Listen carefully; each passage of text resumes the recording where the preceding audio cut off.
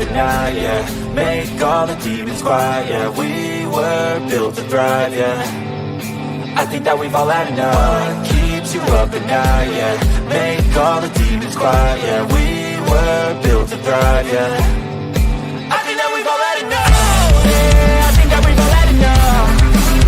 Sick of dealing with the old plan. They know that we're calling it wrong. You got me like, oh yeah, I think that we've all had enough. Sick of dealing with the old plan. They know that we're calling it wrong. Hey, it's too late to try to go contain it. A generation fueled by creation. We live lives on a small screen nation. We control the airwaves, no negotiation. I refuse to think we need saving. Something good will come from creation. And when we think that the world is too anxious, we'll adapt, evolve, survive and save it. What keeps you up at night, yeah. Make all the demons quiet, yeah. We were built to thrive, yeah. I think that we've all had enough. What keeps you up at night, yeah. Make all the demons quiet, yeah. We were built to thrive, yeah. I think that we've all had enough. Yeah, I think that we've all had enough. Sick of dealing with the old plan. They know that we're calling it wrong. You got me like, oh yeah, I think that we've all had enough. Sick of dealing with the old plan. They know that we're calling it wrong. Hey, oh yeah, I think that we've all had enough. Sick of dealing with the old plan. They know that we're calling it wrong. You got me like, oh yeah, I think that we've all had enough. Sick of dealing with the old plan. They know that we're calling it wrong.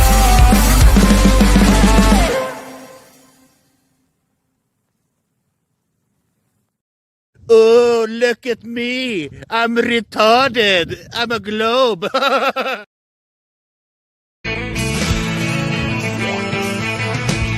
No one told you life was gonna be this way. Your job's a joke, you broke. Your love life's the old way. It's like you're always stuck in second gear. When it hasn't been your day, your month, even your year. But I'll be there for you when the rain starts to pour. I'll be there for you like I've been there before. I'll be there for you, 'cause I'm there for you too. The whole system is designed to disconnect you from your intuition. Why? Disconnected people are easy to manipulate. Everything from sunscreen to politics to the food industry. It's all designed to disconnect and manipulate you. We are in the middle of a war right now, but it's not a traditional war. It's a war on consciousness. It's a war on freedom. This is the time to listen, not to the news. No, your intuition, your gut, your heart. Love is the greatest weapon against darkness. How do you love more? You begin by loving yourself. How do you love yourself? You listen to the messages your body is telling you. Nobody is coming to save you. Get up. Be your own hero.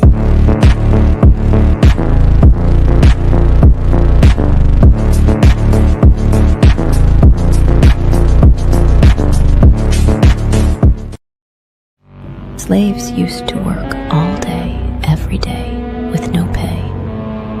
But they got free food, water, and shelter. Today, we work all day, nearly every day, and we get paid. But the money we make, we spend on food, water, and shelter. We're still slaves. The only thing that has changed is the illusion of freedom. I'm scared, Dad. Do you trust me, son? Yes. Come on, son. Rule number 1, never trust anybody. Stop! Don't touch me there. This is my no-no square. Stop! Don't touch me there. This is my no-no square. What? Now let me see you what? Drop it to the flow, drop it to the flow then. Now lean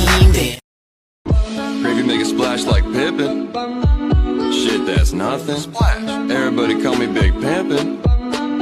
No, I ain't bluffing. I'm with your mom in the kitchen, making blueberry muffins. Taste the biscuit. Taste the goodness of the biscuit. Taste the honey sauce. Taste the goodness of the biscuit with the honey sauce. Don't get that honey sauce on me. I don't like the way it tastes with my chicken wings. Chicken banana, chicken banana, chicken banana, banana, banana. I remember when I lost my mind.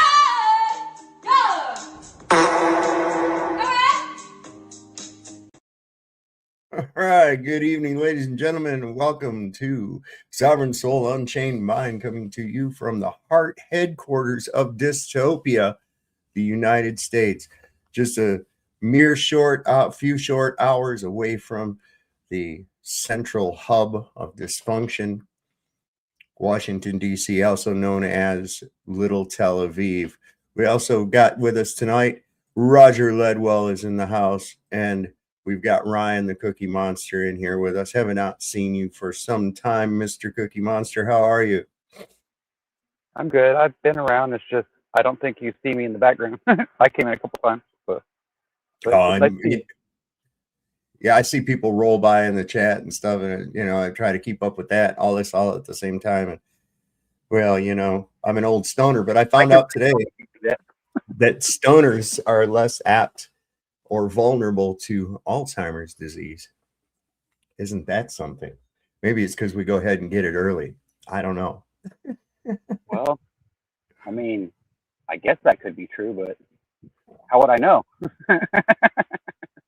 Right.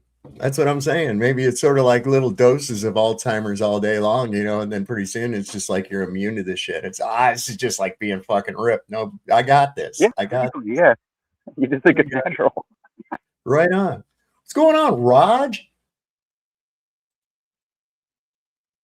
You're muted or something. There's no noise coming out of you, brother. You got your fucking rookie. Tell you what. So you guys see where Erica Kirk got heckled today. That's kind of cool. Let me show you. You can hear me now, right? So there he is. There he is. Holy shit. I just left Restream, and I don't ever come back in here and think, I got to default it to the right microphone. That's annoying. Oh, God. It's just sometimes mine. Yeah, sorry.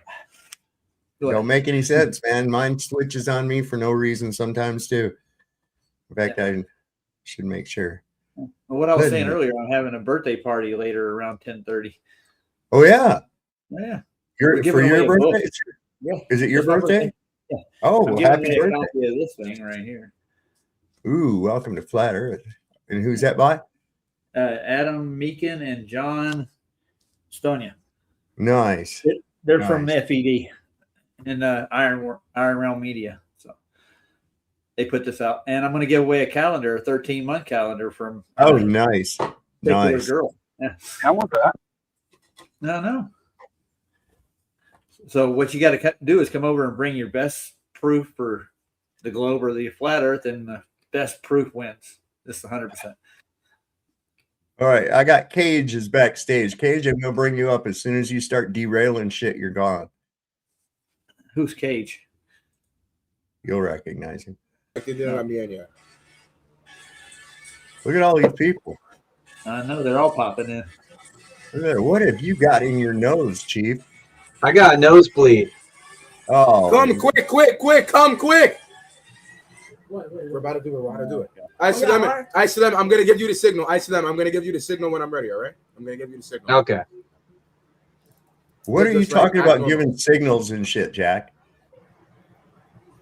Jack. I don't know what he's talking about. You don't. You seem to. I'm a delusional man because, sometimes I'll just hurry up. Are you prepared, Sav? At any time? Yeah. Yeah. There you go. There you go. Knock him out. Yeah. What the fuck is wrong with these dumbasses? I hate these people. I don't know. There he is again. Get rid of him. He's gone. He's gone. Dave. Yeah, there you go. Hey, Cage. You got anything to say? Yeah, how's everyone doing? You guys all right? Good.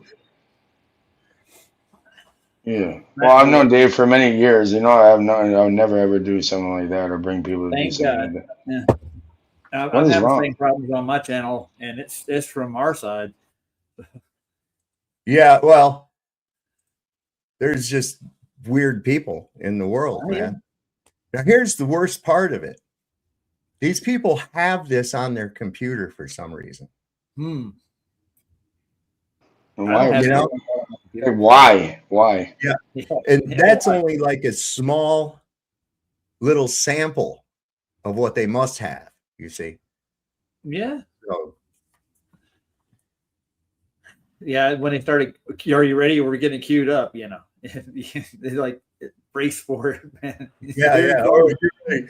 Do it on my signal. I'm like, okay, here we go. How's your son doing, Dave? Which one?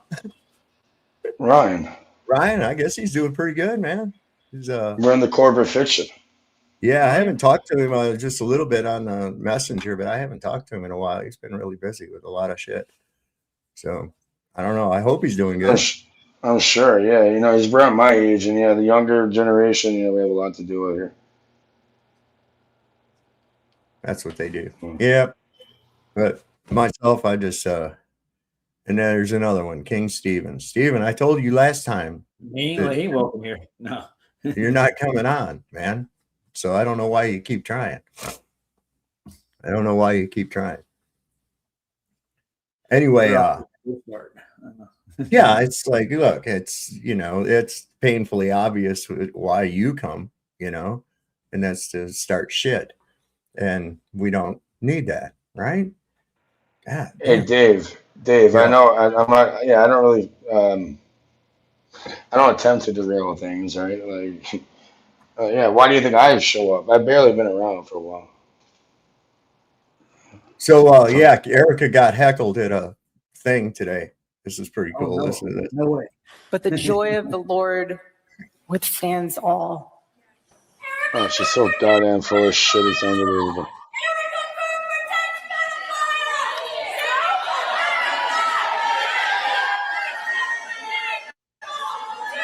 It's important to remember that happiness comes and goes, and I pray that you find it.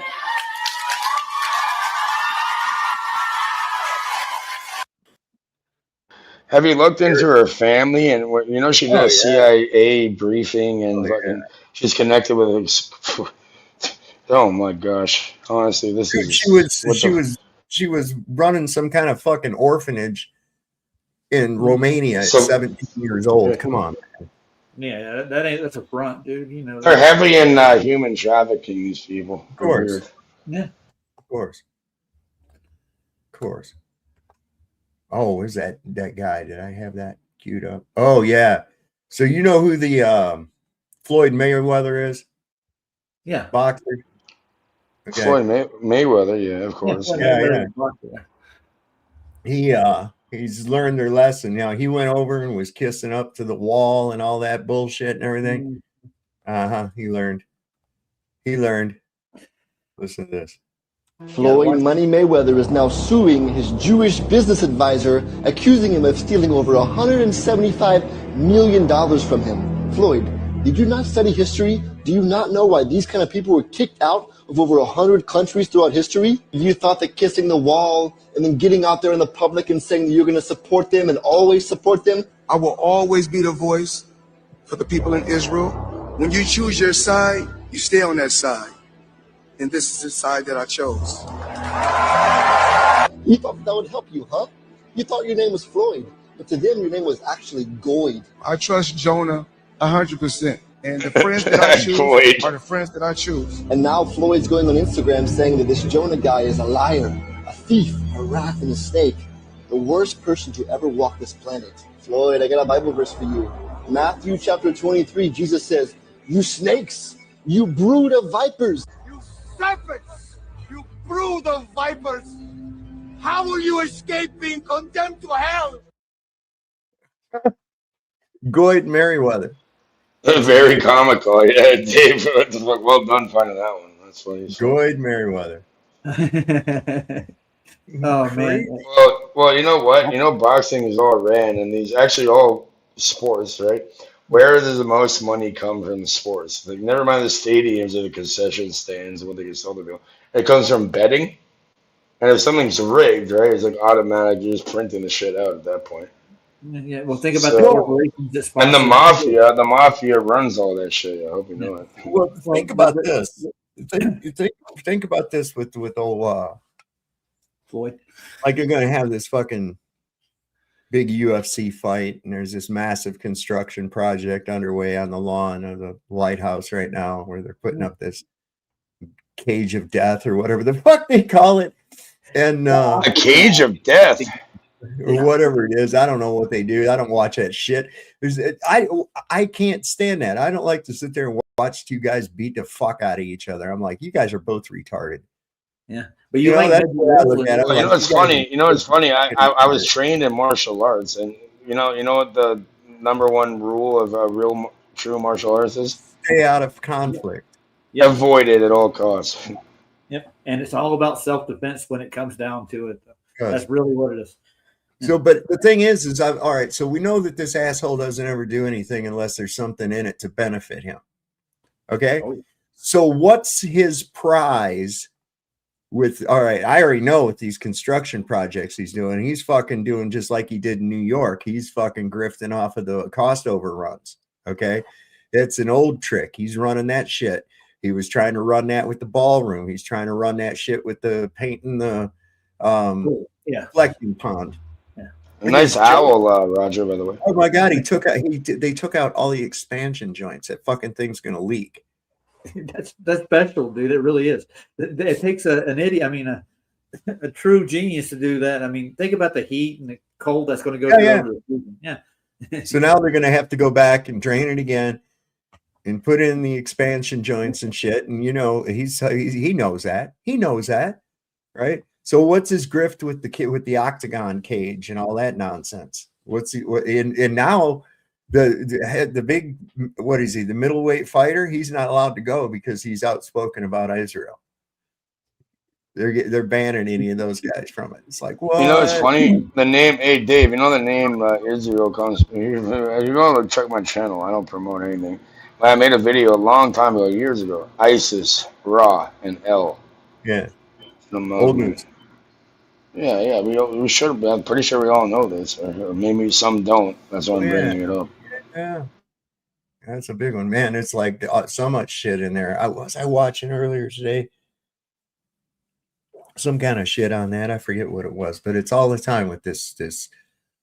Like, I watched this thing about our alphabet, how the English alphabet has actually changed. You know, the order. Has it?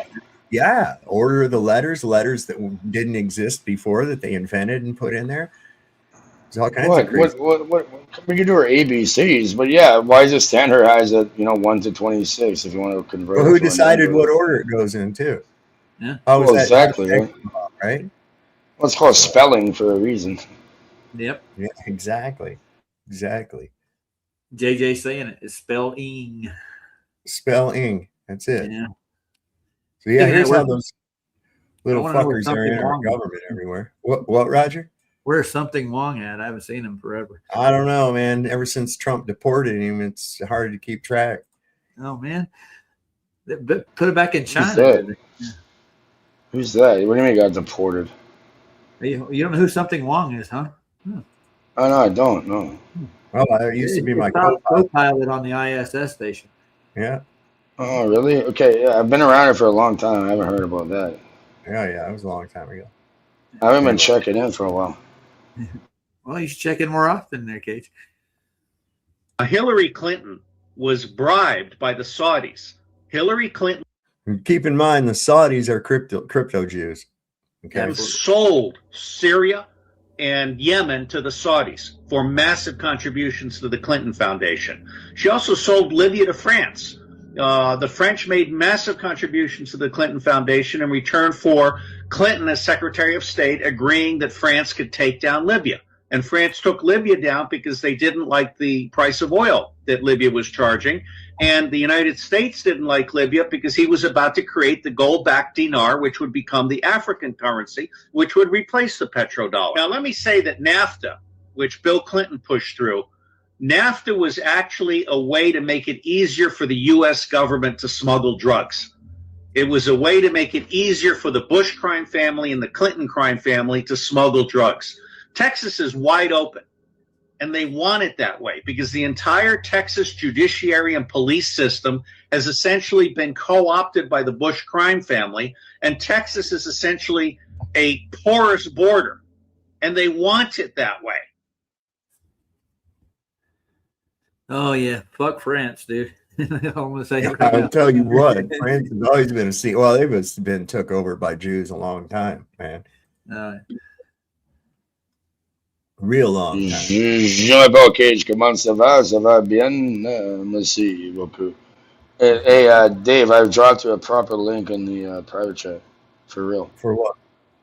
It's a Rumble link for lots of information. They had 4-7 docs, right? 4-7 dogs, like documents or documentaries, but they took down the website. But I swear, go look. Just go scroll through it and see like how much actual really great information that would be resonating and completely on topic is there. Okay, well, we'll end up getting to it here. I can tell you this, though. The only perk about your birthday, you get a lot of free shit from everywhere. For me, no. I always forget my birthday. It's like, oh yeah, shit, fuck. It just goes by just too goddamn quick. I always have like that's every time you do that you're actually concreting the entropy in your blood. Yeah, Dave, I don't know why, but for some odd reason, I've always had like quote bad luck, which I don't believe in luck or coincidences. But yeah, there's always some issue on my birthday. Funny enough, like getting stabbed and like hit in the head, brain bleed, kicked out of places, and did it constantly on my birthday. Fuck, I don't celebrate that shit. Yeah, can I say something right quick though, Sof? Yeah, ABC, you know Ryan. He's been promoting you for a long time. Miss Carson. Miss Carson. Oh. Yeah. ABC, Angela Baby Carson. Yeah. Yeah, she doesn't come here, I don't think, is she? Yeah, oh, she is. She's in the chat right now. Yeah. I haven't seen I've seen her around different places and comments and stuff. Oh, I got her on Facebook and stuff too. So Tucker Carlson sits down with the economist Zanny Minton Beddos and is asked the usual questions. Do you believe in Israel's right to exist? Would you consider yourself a Zionist in that narrow definition? What does that mean, a right to exist? The existence of the political state of Israel. No. But you think it should continue in its existence as a state right now? No. You've asked two questions. The first was, do you believe Israel has a right to exist? No.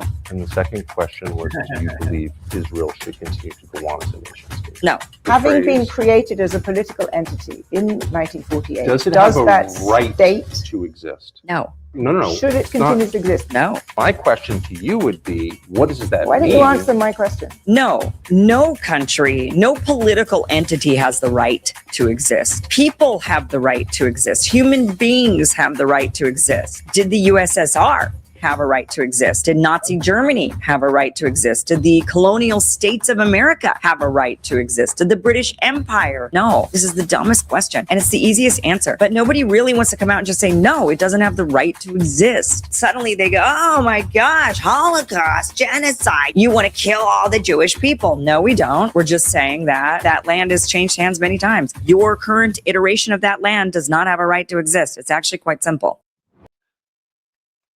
That's a trap. That question's a trap. Yep. I don't even. Well, is it kind of a rhetorical trap question? Well, it's like, what does that fucking mean? What does that mean? Does it have a right to exist? What the fuck does that mean? The people? Yeah. A political entity? What the fuck is that? Well, And that's what's like ridiculous? They want a reaction. That's the whole fucking point. Yeah. like asking if a tree has the right to exist. You know, like the tree How didn't. dare the flower grow? Dandelions, you can't.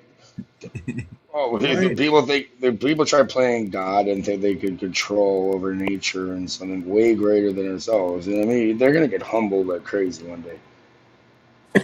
I try to stay humble, dude. That kind of stuff, dude. I can't tell you everything about it. You know, everybody's got questions. I'm sure. I'm sure you got a question about the way the Well, world. sometimes for me personally, at least, I can speak for myself.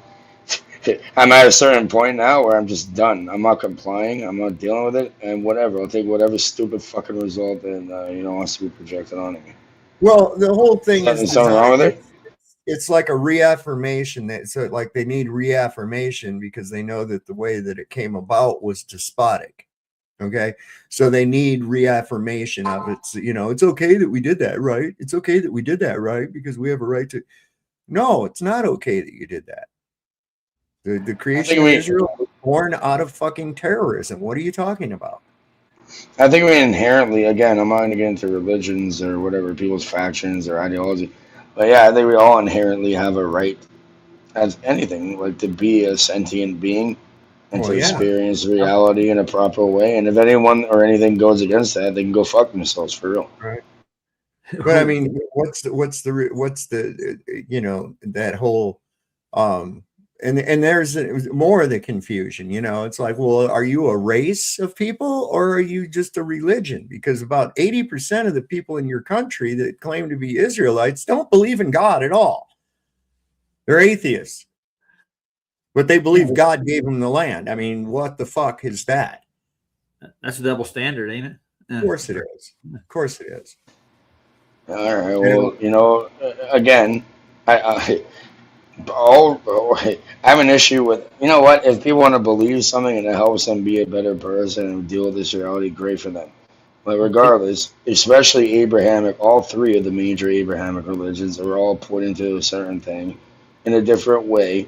And where's the elite people? Well, the people running it, the organized religion, well, it's just kind of manipulating and benefiting off people's mind. No, it's the politics is what they actually got their hands into. Control system. That too. Yeah, it's a control system. Yeah, controlling what? Us. Your mind. Okay. Yeah. Oh, exactly. Oh, it's mind control. Perfect. Of course it is. Of course it is. What does government mean again, Saab? I'm trying to remember what that means. Governmentus. Government means government. If you go to the etymology of it, it means to govern. Govern means control, and then mental control, and then we go to religion, like regliare in Latin, meaning to bind or to lock down, hold down, bind. It's like right in the fucking words if you look at it. Yep, it's right in your face, man. It really is. And that's the thing, and you know what? Like life is not easy, especially when some people have it on easy if they comply, and then go fuck other people over, and then you'll probably be quote rich or whatever. If you can't beat them, join them, kind of thing. Yeah, pretty much. You're like, fuck it. You know what? I'm just gonna go and screw my own population over, or the fellow human beings over, because it's a lot easier to do that and not get rewarded in this fucked up reality. Okay. If we be honest with ourselves, that's what people fucking go and do. It's not reality. It's almost like we're in a police state. It seems that way half the Almost. time. What the fuck are you talking about? It is. Yeah. Fuck that shit. We own them. Well, it's hard to go out and do things. Let's put it that way. As long as if you have government approved fun in the government approved fun zones, then you have nothing to worry about. Well, almost nothing to worry about. Yeah, unless they make You're liable to have a couple of cops come up and say, "Hey, we couldn't help but notice that you were minding your own business, and we decided to come give you some government." Yeah. Dude, I watched a guy go surfing at a beach the other day, and they went over and said, "You can't surf here because yada yada yada," because he's like from another part of the Australian coast or something. He's from another part, and he was breaking some kind of rule by going to this one beach that he couldn't go to and go surf. Yeah. That's some stupid Even the shit. small things, dude. It's just crazy. Well, that's how it always works. So this little thing, people say, "Oh, well, who cares about that?" You know. Yeah. And now until it's something that you care about, motherfucker, that's the thing. Yeah. You know what's funny? It's like no one gives a fuck until it directly affects them, right? Then you Yeah. really care. It's fucking annoying.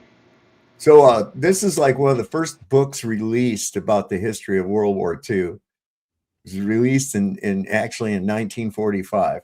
Not one fucking mention of gas chambers or any other such thing. Listen to this. I really believe this is the smoking gun of all smoking guns. And I believe it's just been overlooked by revisionists and truth tellers. This right here is the so-called official history of World War II Armed Services Memorial Edition. In other words, it was compiled, put together, and published by the Americans, the American military, and issued to American service members. And it was right at 1945 and it was copyrighted. So barely the end of the war, this was the very first book ever published from the Allies about World War II. And it has extensive, detailed history of all the battles in Egypt and Africa and Europe and Japan, and just goes on and on. However, the one thing, as much as it's obviously going to be anti-German and, you know, pushing the evil barbarian Nazi narrative, this is the very first book written by the Allies about World War II, published by the United States military, and not one single mention, not one, of gas chambers or Holocaust or anything like that, ovens, nothing like that in there. Now, don't you think if this is the very first book ever published about World War II and put out by the Allies, there would be all sorts of atrocity propaganda in it? There's not. I have thoroughly looked at this. There's not one mention of liberating camps or anything like that from a alleged Holocaust. And this, like I said, you can find this book online. There's a lot of them out there. This is the very first book ever written about World War II, ever. And written and published by the United States military. And it's for service members. You can see here, it even says service record. You know, this was written for actual service members who fought in World War II. Literally. Not one mention of gas chambers, not one mention of shrunken heads. None of that. There's what? No lampshades? No soap? What? Nothing at all. Now, don't you think if there was any truth to that, this book would have it in there? I mean, you know, it's very derogatory towards Germans. It describes them as murderers, barbarians, you know, and everything you would expect the American military to say. But there is nothing in here about rounding up Jews, killing Jews, gas chambers, you know, any of that. None of that's in here. They don't even talk about labor camps in here at all. I really think this is a very important piece of history to recognize when observing things from the perspective of the truth. This is just 100% absolute proof that the Holocaust narrative wasn't fabricated until years after. This was put out in 1945 by the U.S. military, describing every single battle that they fought in Europe and Japan and elsewhere in what is known as World War II. And not one single mention of a gas chamber or anything like that. This is critical right here. I was going to put this in my next episode of 100 Proofs, but I think I just wanted to put this video out so people are aware of it. You can find this book all over Amazon and Google and everything else. Yeah, not that important that I get it, but I think it's interesting. You know, even Winston Churchill's memoirs of the war, not one single mention of that shit in there either. Not one single bit. Makes you wonder if it was really going on. What was I reading earlier today? There was only like 200 or something like 2 million Yeah, it's just something like 2.5 million Jews in Europe, even when the war started. So how'd they find Yeah. 4.5 more million people? I don't Yeah, know. for real. And you know what? I'm from North America. Well, most people are here. From Canada. I was born and raised in Toronto. And to be completely honest, right? Again, I love people from all across the different world, depending if you're a decent individual, a human, or not. I don't give a fuck where you're from. Like, okay, is this a wrong statement? I swear, the United States government are the biggest terrorists on this entire face of this fucking earth. Real shit. Am I wrong to say that? Well, you're entitled to your opinion, you know. Yeah.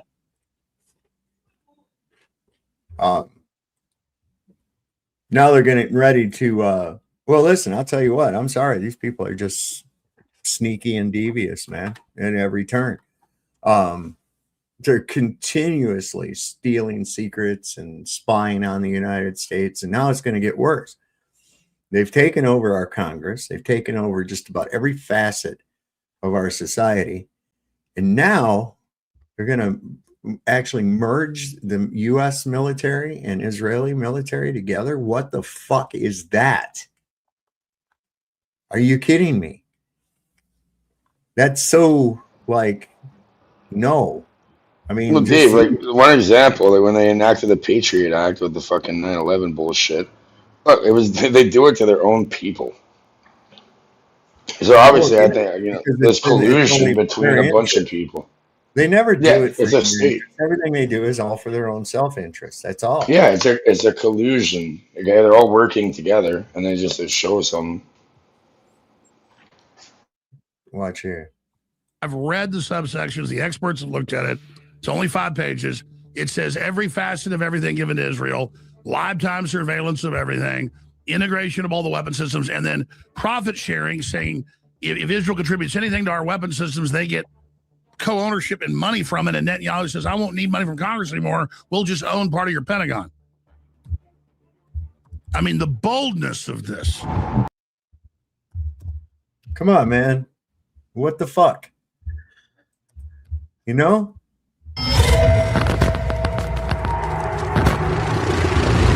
Down report. The uniparty agenda is pure treason. Here it is. Gentleman asked for a recorded vote. Yes, sir. A recorded vote. I've read the sub. How can that even be? That needs to be challenged immediately. That needs to be challenged immediately. That is so not in accordance with anything in the Constitution, national security, or any other such thing at all.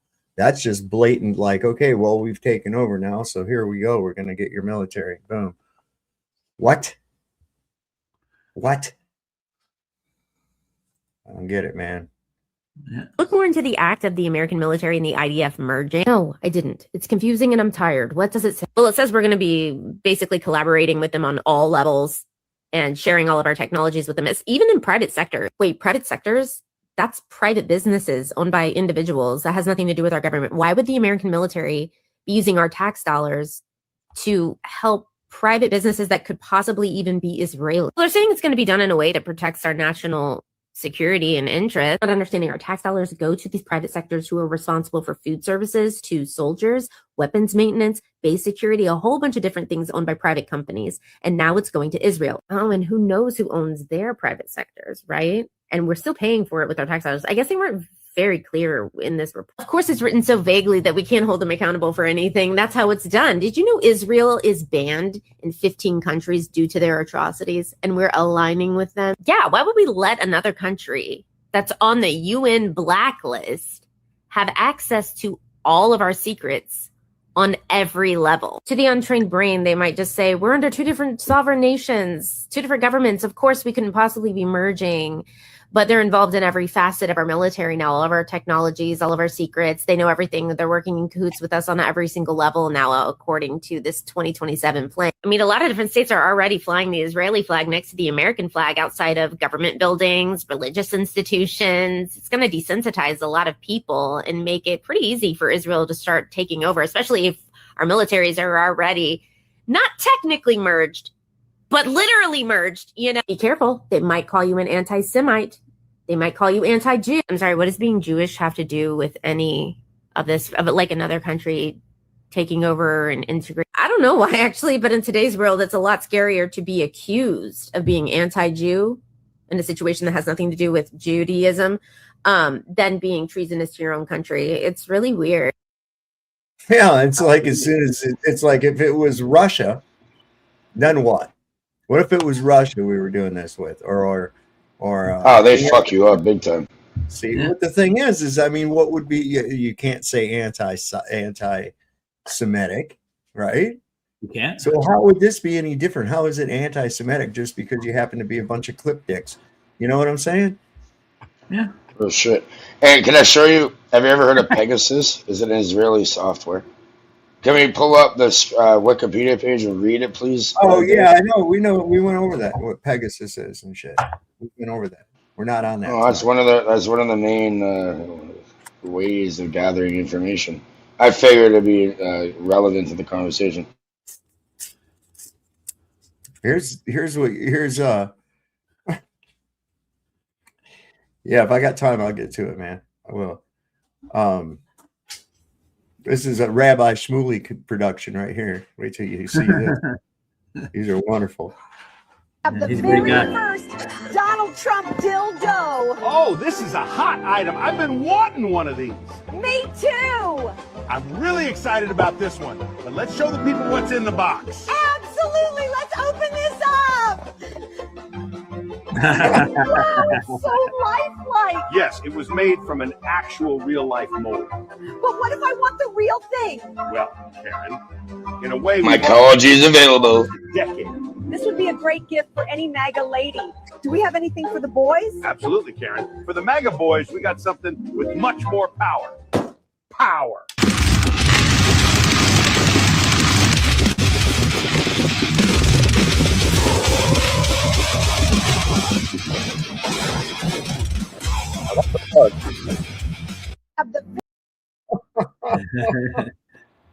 I think we need Karen to get on her knees again, get back to what she's really talented at. So you pick it, don't you? This is a good one. Tiny hat problems require tiny mustache solutions.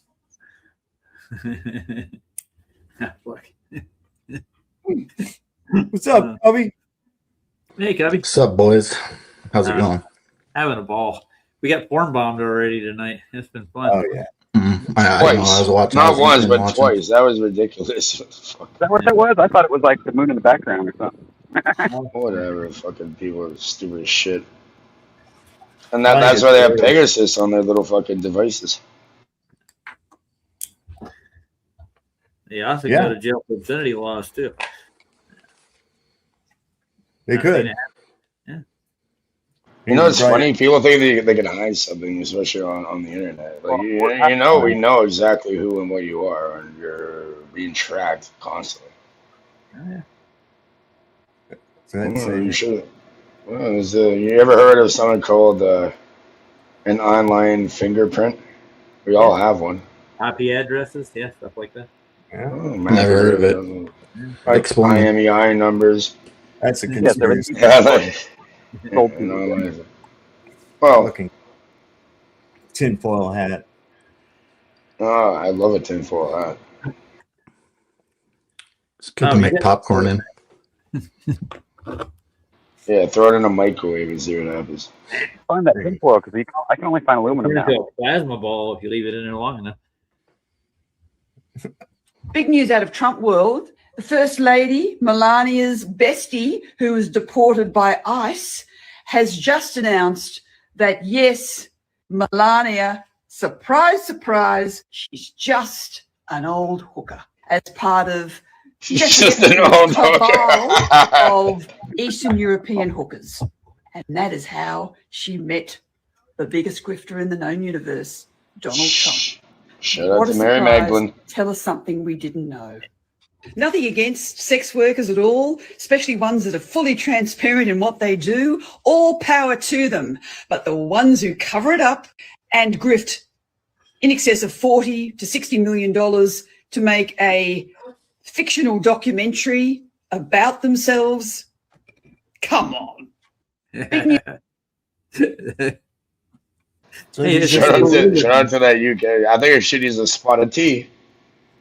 It's just Or an at old least Sorry, have though. It's just respect funny for as fuck. streetwalkers. Dude, she's got full respect for them. Right. Well, look, here's the situation with that. I look at that the same as I do with drugs.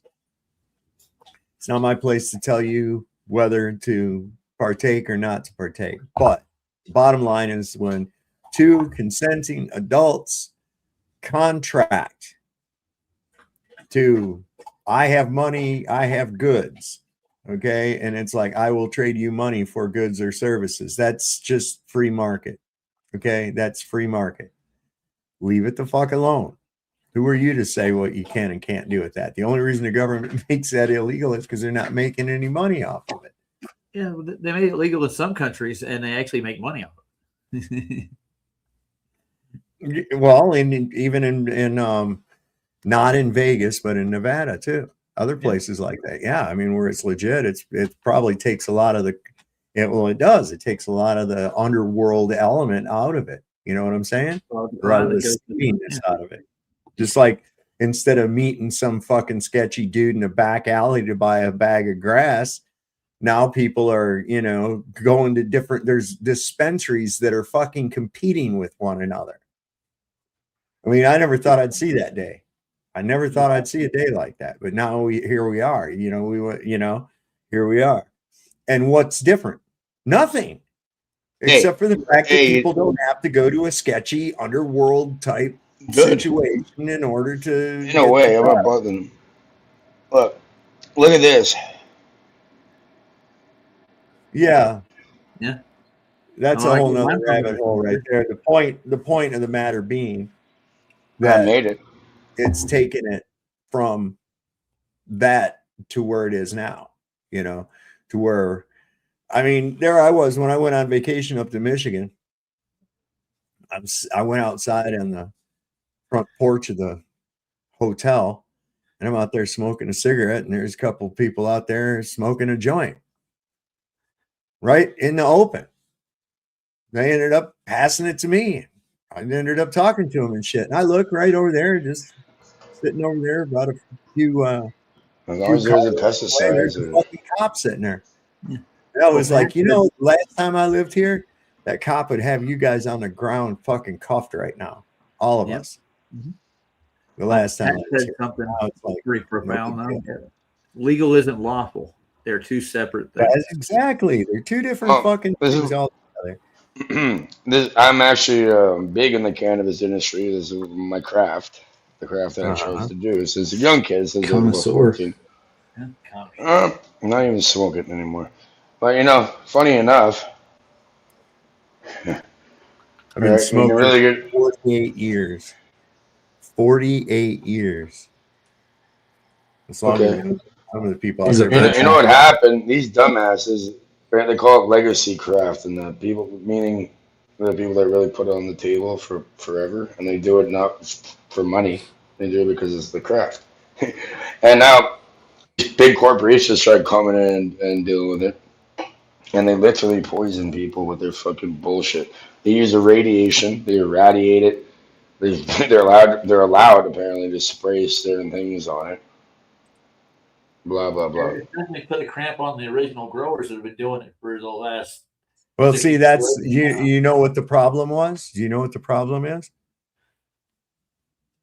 Elaborate. They legalized it.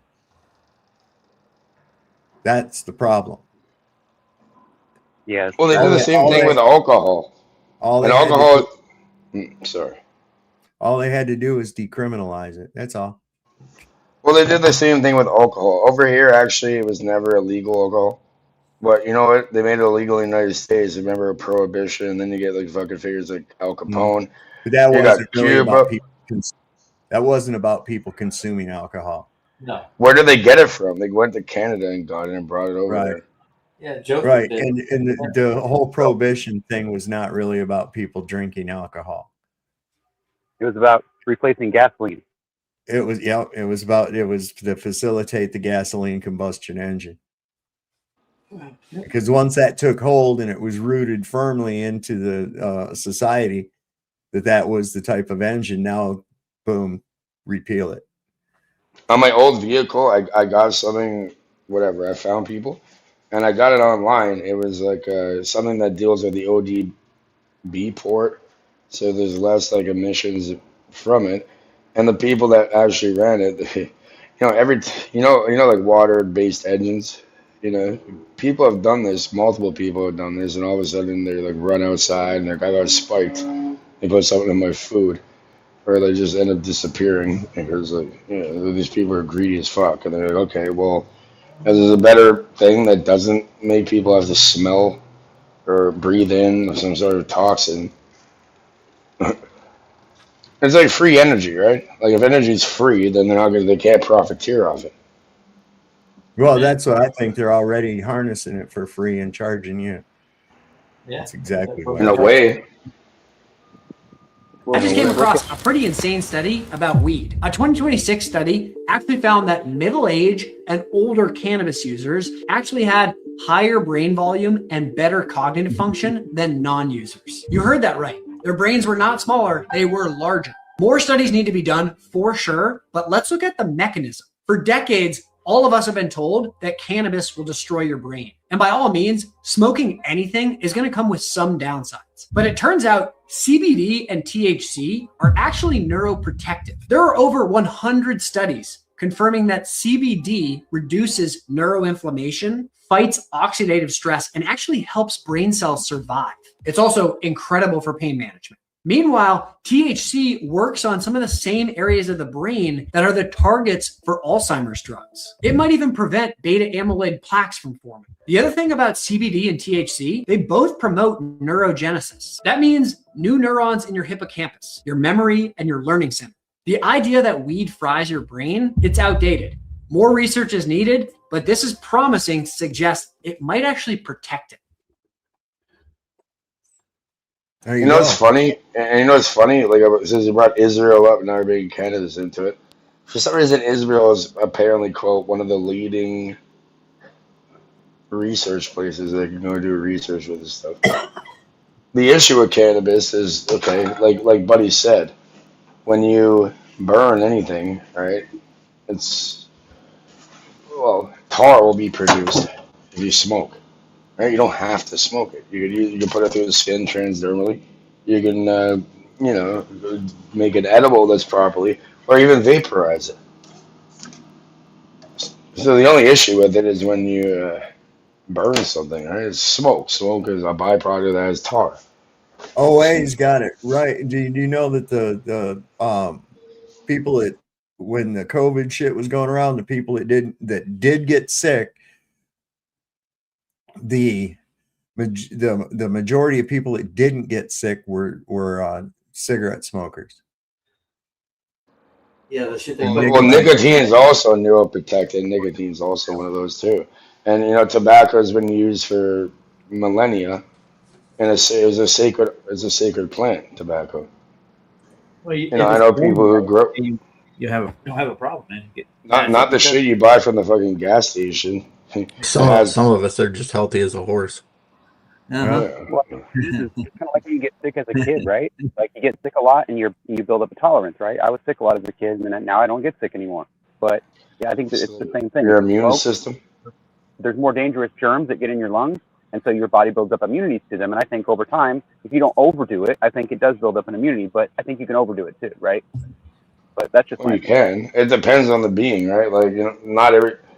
For example, not everybody, though some people are allergic to fucking peanuts or, like some sort of shellfish or whatever the fuck. It depends on the individual. Wherever that came from. Yeah, peanut allergy shit came about because of the fucking GMO peanuts. Yep. That's everything to do with it right there. It's It's an not an alien allergy. dialect. They get you It's an- sick. They got the solution, and then try and pass Some it off. people are anaphylactic to like a sting from a yellow jacket or whatever. You know, like people just they react differently to outside Hey, influence. Paige, I got a book for you to read, man. It's called The Invisible Rainbow. You should pick it up. I already know about it, and I have something to share with you. Search up Anna's archive. There's over 60 million books and I think over 90 million papers now, and it's free and accessible to anybody. It's on the IPFS network on the blockchain. Do you So turn? there's no. Could you turn your volume down a little bit? You're kind of hot. Yeah, you come in loud. Oh, my bad. It's not your fault. So I wanted to introduce y'all to, we're a quarter of the way into the 21st century now. We're a very sophisticated species, and culturally we're advancing as well. Just watch.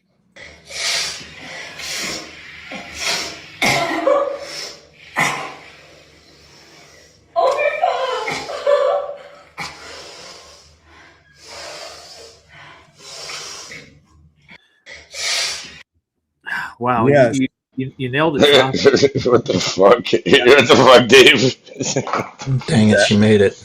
What do they do? Well, it's bad enough that you're going to put a rubber up your nose and then suck it through your sinus cavity. Oh, that's what that was? And back out through your throat. But then you filmed it.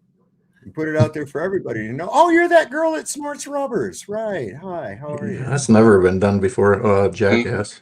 Magnums are available. I don't think I've ever put it over your head and put it up with air. That's more. Dude, I walked in. This kid I used to know when I was growing up, he did that right in front of us. He sucked the condom up his nose and pulled it out of I his didn't mouth. know that was even a thing. That's the first time I've ever seen that. Why is it a thing is the real question. Yeah, that's right. Who thought of that? Like how fuck? Well, maybe somebody's like, okay, we'll pay you to go do that and sweat it to people. Like, I don't know. Seems weird. If somebody did that on their own volition without Somebody's getting anything, mind had to come up with that. How do you go? How do you connect rubber, sinus cavity? How does that even? Where does even the thought of that come? And why a condom and not something else? Why? See, this is what I have to. I seen somebody on YouTube do it with a balloon. Same difference. Yeah, not much difference there at all.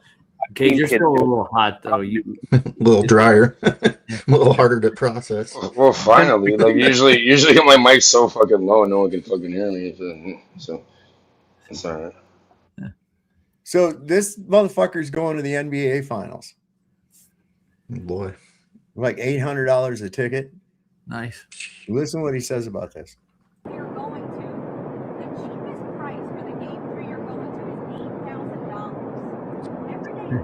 Well, I know, but they can watch it on television. It's sort of semi-free to watch it on television, but that's the way life goes. You have some, and now the game wasn't a... So those of you that couldn't hear it, and it wasn't very good for some reason, low volume, so the cheapest price for the game 3 you're going to is $8,000. Everyday Americans can't afford these sports. Trump says, well, I know, but they can watch it on television. It's sort of semi-free to watch it on television, but that's the way it goes. Nobody pays that money. You know what's funny? Go ahead, Right. Gage. Sorry. Go ahead. Yeah, in Sorry to 29. interrupt. Yeah, in 29. Well, I'm sorry to interrupt you. In 2019, Toronto won it, and the city went completely insane.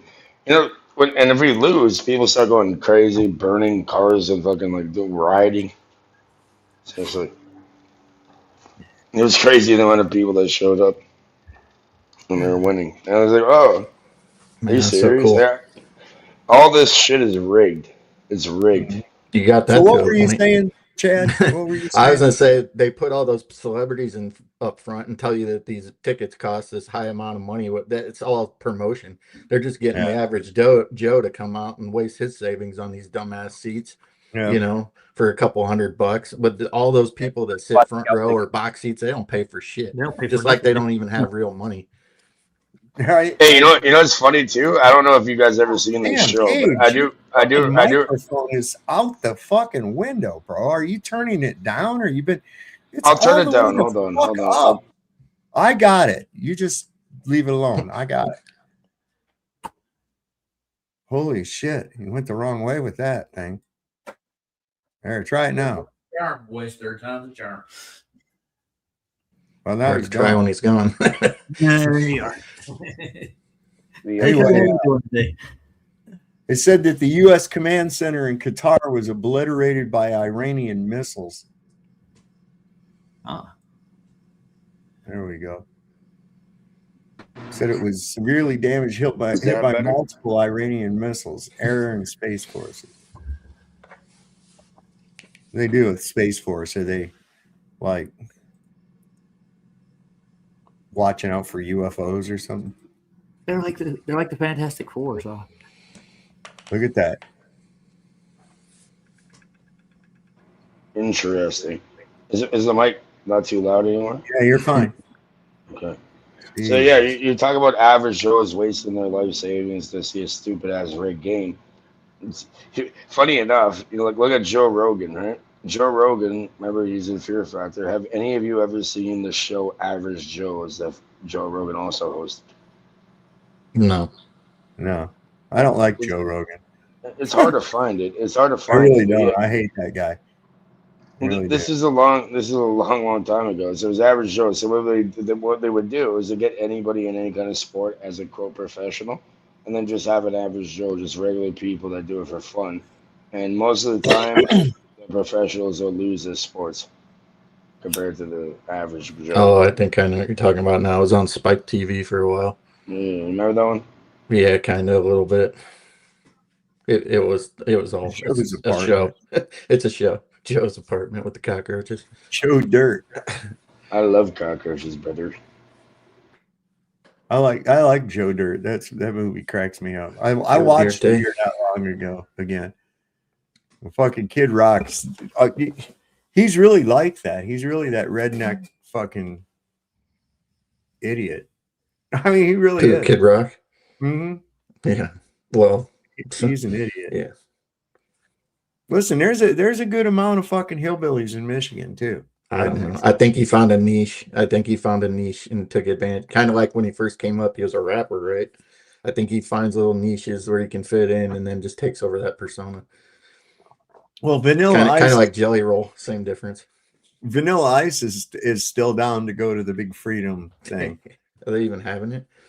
I don't know, man. Nobody wants to have it. Yeah. And he said that he's gonna, because he brings in more people than Elvis did, and he's just gonna have, he'll be the entertainment. And I was like, oh boy, you get to go up there and watch some fucking fat orange dick talk for hours and shit himself, and yay, fireworks. Fuck, who would want to go to that shit? I mean, for real. Not me. My sister used to live in DC, and it was when Obama was president, right? And I went to visit her on the 4th of July. They're like, let's go down and watch the fireworks at the White House. I was like, dude, there's like 7 checkpoints you have to go through. I was like, I ain't doing all that shit. We spent the day like there already, and then we went back to her place, and I was like, I ain't freaking going through all that crap to go watch fireworks. Well, on days where they have fireworks, for example, where I grew up, all right, that's like one of the most dangerous days ever because you can't really hear it. Like, people just think it's just fireworks going off when it's really magazines being rinsed onto people. Mm-hmm. Most Americans thought about Israel was programmed into them through textbooks published by Mossad agent Robert Maxwell's company, Macmillan, through news networks controlled by Zionist Rupert Murdoch, or now through media controlled by Zionist Larry Ellison. But ever since the aftermath of October 7th, 2023, when Israel claimed to have been attacked by Hamas militants and then went on a 3-year-long genocidal rampage in Gaza as self-defense, which most people now know is complete bullshit, public support among Americans has begun to collapse. And that's a huge problem for Israel because even though they've tried to resume control of American public opinion by every means available, from running vast bot farms to infiltration of media outlets to $7,000 per post bribes of influencers, they have lost it. and now they are panicking. So what do you do when you've tried everything, but you can't sway public opinion back in your favor? Well, you have to go into survival mode and lock in the privileged position your country thrives on structurally, while you still have control of Congress and the White House, which they do. And according to a little-known provision buried deep inside the House version of the 2027 National Defense Authorization Act, that's exactly what's happening right now. Because while most Americans are still debating on military aid to Israel, Congress is quietly considering something far more consequential, a proposal that would permanently intertwine the American and Israeli military-industrial complexes, transforming a relationship that used to be based on assistance into one based on full integration. And if that transformation occurs, it will be a sign of not just a parasitic relationship with this controversial foreign nation, but of conquest by it. The US national security apparatus will have been taken control of without ever even a shot being fired. Okay, so to understand why the proposal inside this 2027 NDAA matters, we first have to understand the political problem that it appears designed to solve. For decades, support for Israel occupied a unique place in American politics. Republicans supported Israel. Democrats supported Israel. Major donors supported Israel. Most media institutions have also always framed that relationship positively. Members of Congress have always understood that support for Israel was one of the safest political positions they could take. As AIPAC likes to say in all of their marketing, supporting Israel is good policy and good politics. What they don't tell you is that any US politician taking a stance against Israel has had their careers utterly destroyed. And a lot of times their character is assassinated as well. But even though they don't say it, US politicians are certainly aware of that. Interesting. Hey, Dave, you said that you're going to pull up that 407 doc link, Rumble link thing. They had a website, but there's somebody tried taking it down, but they still have actually more on there. There's amazing, really great documentaries. Maybe highly interested, I believe. Okay. And videos, yeah.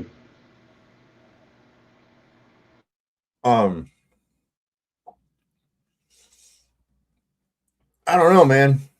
That shit. When has Israel ever been shown to be actually friendly with U.S. military? Or anybody for that matter. I mean, didn't they attack the USS Liberty? Where's their what are they doing in this Iran war? What's their thing with Was that? the USS military? Is that when they fucked up like a boat with the Navy and then blamed other people for it? There you go. Yep, that's it. That was funny. Not really funny, but it's funny how people think they can get away with that kind of stuff. That was a war crime, dude. That's all that was. Yeah, No they doubt covered it about up. That's why I say Israel does not have a history; it has a criminal record. That's the best way you can put it, because they were founded on crime. You know, right off the bat. And Pickle Rick does care. You are absolutely right. You are absolutely right. The UFO psyop got boring. Yeah, nobody's giving a fuck. Nope. Nobody gives a shit. Hey, but you know what?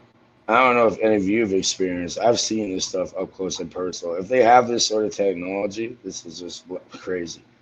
But I've seen something, and I'm pretty sure, I don't think it was human beings, right? And whatever, you just talk about it unless you experience it and see it yourself. And then it was just words. But yeah, I saw it up close and personal, not just like a glimpse of it. It like showed off.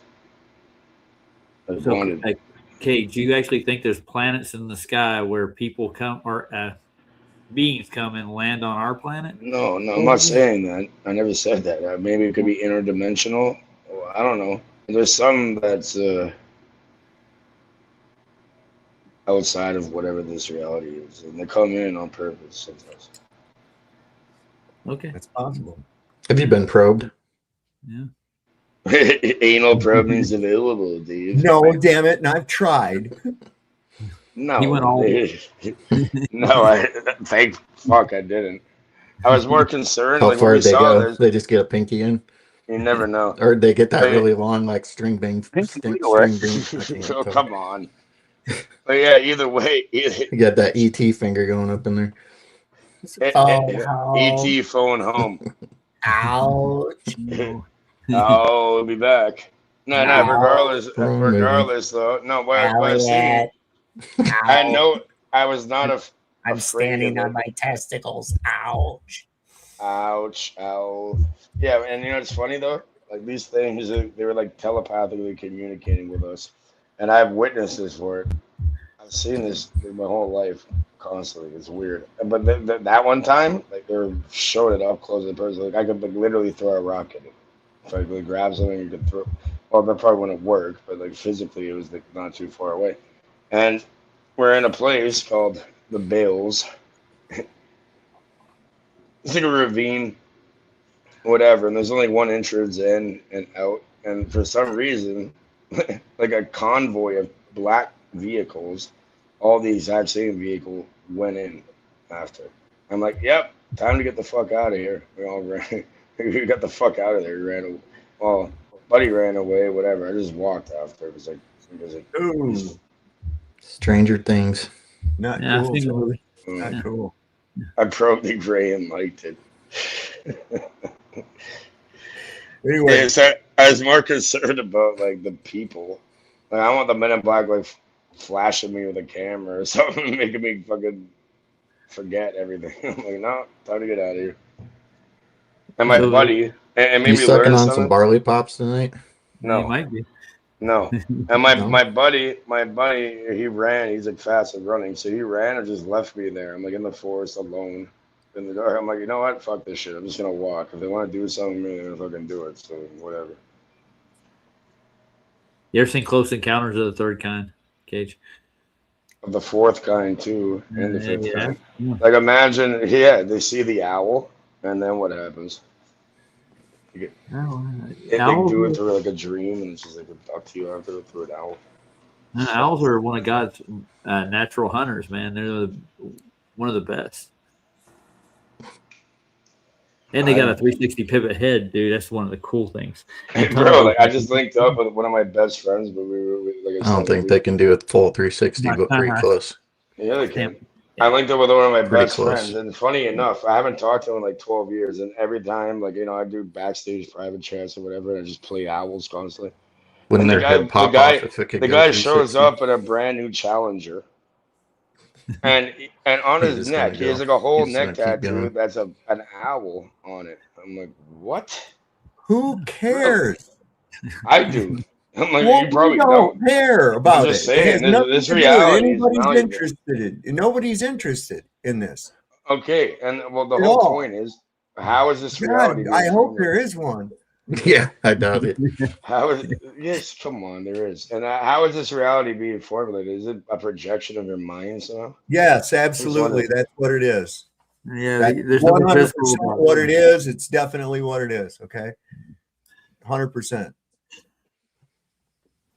100%. And that's quite the birthright and power once you realize that. It's like, okay, well, let's create something different then. Yeah, Lost in the if only. sauce is the term I'm looking for here. If only. Yeah. So the idiot went and talked to a bunch of farmers today.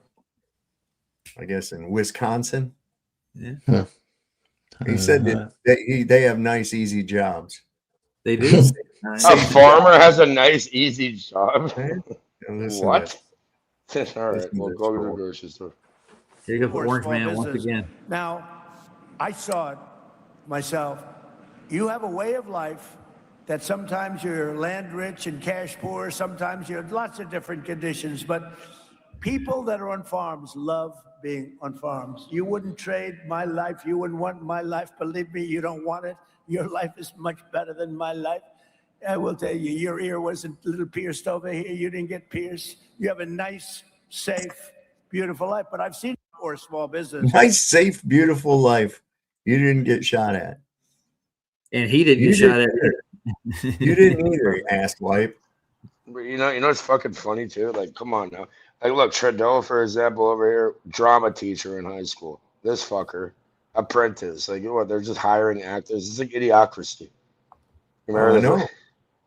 I know. The funny part They all is he got had IMDb. They all got IMDb pages and shit too, man. fucking actors, fucking dumb fucks. It's so stupid. the funny Like, part is that he had a John Deere in the background, right? And Yeah. he promised when he came in the presidency that if John Deere did end up moving part of their production down to Mexico, and he said he was going to tariff them 100%. Did that ever happen? Nope. No, of course not. Of course not. Ain't you no- want to fuck with the Mexicans? Are you kidding me? My uncle lives over there. You really want to play with these people? I guarantee you, probably it's not going to really work out for them. He They'll just fuck knows you up. it. It didn't have anything to do with the Mexicans. No. It was more to do with the fact that he knows that John Deere makes a lot of money in this country, and nobody would have went for that. Everybody loves a deer, man. I'm telling you. Deers are available. Yes, deer. We all love Nothing deer. runs like a deer. Yeah, nothing runs. Yeah, that's their motto. Oh, we got a buck and a fawn. Yeah, they're constantly laying off people, Matt. It's a yearly thing. Lay them off, hire them back, lay them off. Yeah, you got a union there, Cubby? Yeah, maybe that'll help. They do have a union, yeah. Some of their factories do. I remember I put together a series of exhaust tubing that went off to John Deere when I worked at that tubing factory. Mm-hmm. That was crazy. It was mild steel. We was usually about 99% of everything we did was stainless. Mm-hmm. Tubing factory. Well, I'll tell you what, you get used to. I'm sorry, Cage. Did my talking get in the way of your interruption there? And I'd been day after day, 8 hours a day welding stainless steel. You get pretty good at it. Stainless is kind of tricky.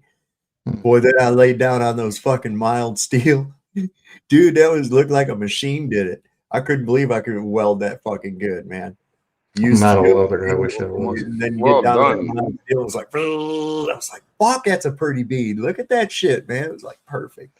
I was just wondering what a pipe company is. Like, you mean like exhaust systems you dealt with? Or? Yeah, we did catalytic Okay. converter systems and exhaust for Ford, mainly. Okay. Everything. That's all I was going to ask, and I wasn't trying to interrupt. I was like, what Yeah, do you mean we did. We get the shells already welded together with the brick inside it for the catalytic converters, and then we'd weld the different exhausts. We'd bend the, there was a whole production line for each different kind that there was. You just change the tooling over on the different mandrels and different flaring machines and shit like that, and There's some really expensive heavy metals or minerals that go into catalytic converters. That's why people go steal them now, apparently. It's just a ceramic brick inside there. You'd have to heat it up, melt the shit down to get the metal out of the I ceramic. thought it was like rhodium and a whole bunch of different like. It might be, but it's in a ceramic brick. Yeah. It's all mixed together. You'd have to smelt it out. I have a question. Do you think this technology really comes from human beings, like all this stuff? Or like, I wonder about that. Have you seen that thing where they magnify in on a fucking chip on a phone? And they keep magnifying and magnifying and magnifying. There ain't no way you can tell me that we're manufacturing that shit. There's something going on, man. Because For that's real. like, to the point where, it's microscopic to a human hair. Little That's fucking. why they make them in Taiwan, because they got tiny hands. Well, no, they have certain things. You American fuck, I don't even porn you.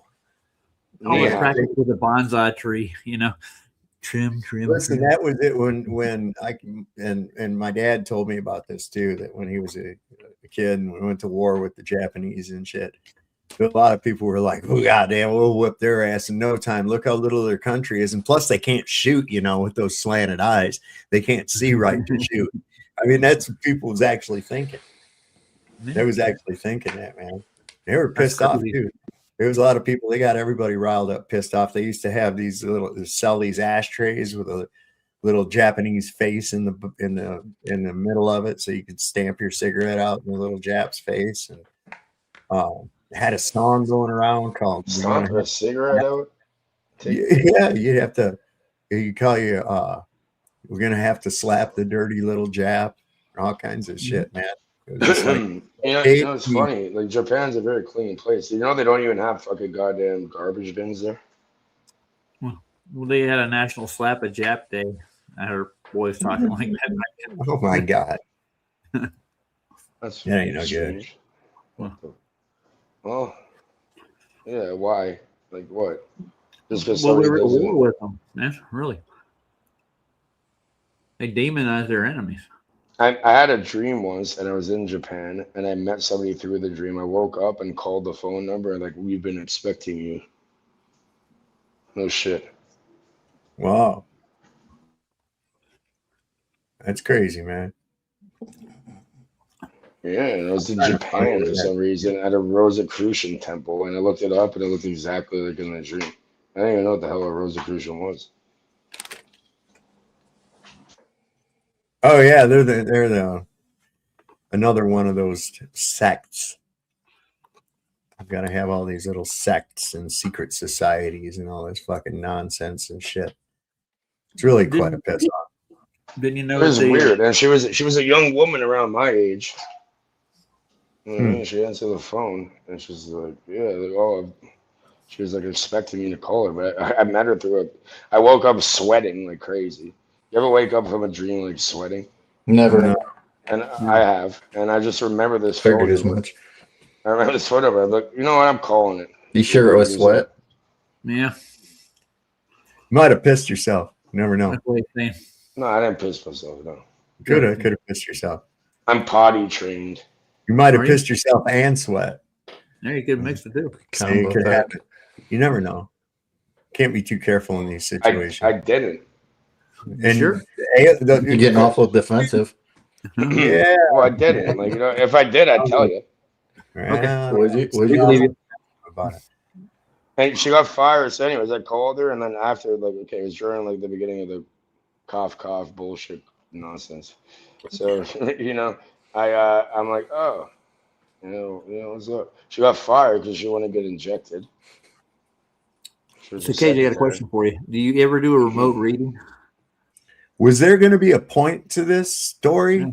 Don't know. Yeah, there is. There is. What so, is it? You know, I let her know. I'm like, you know what? Fuck this shit. We're gonna troll the internet, and now she gets like over 1 billion views.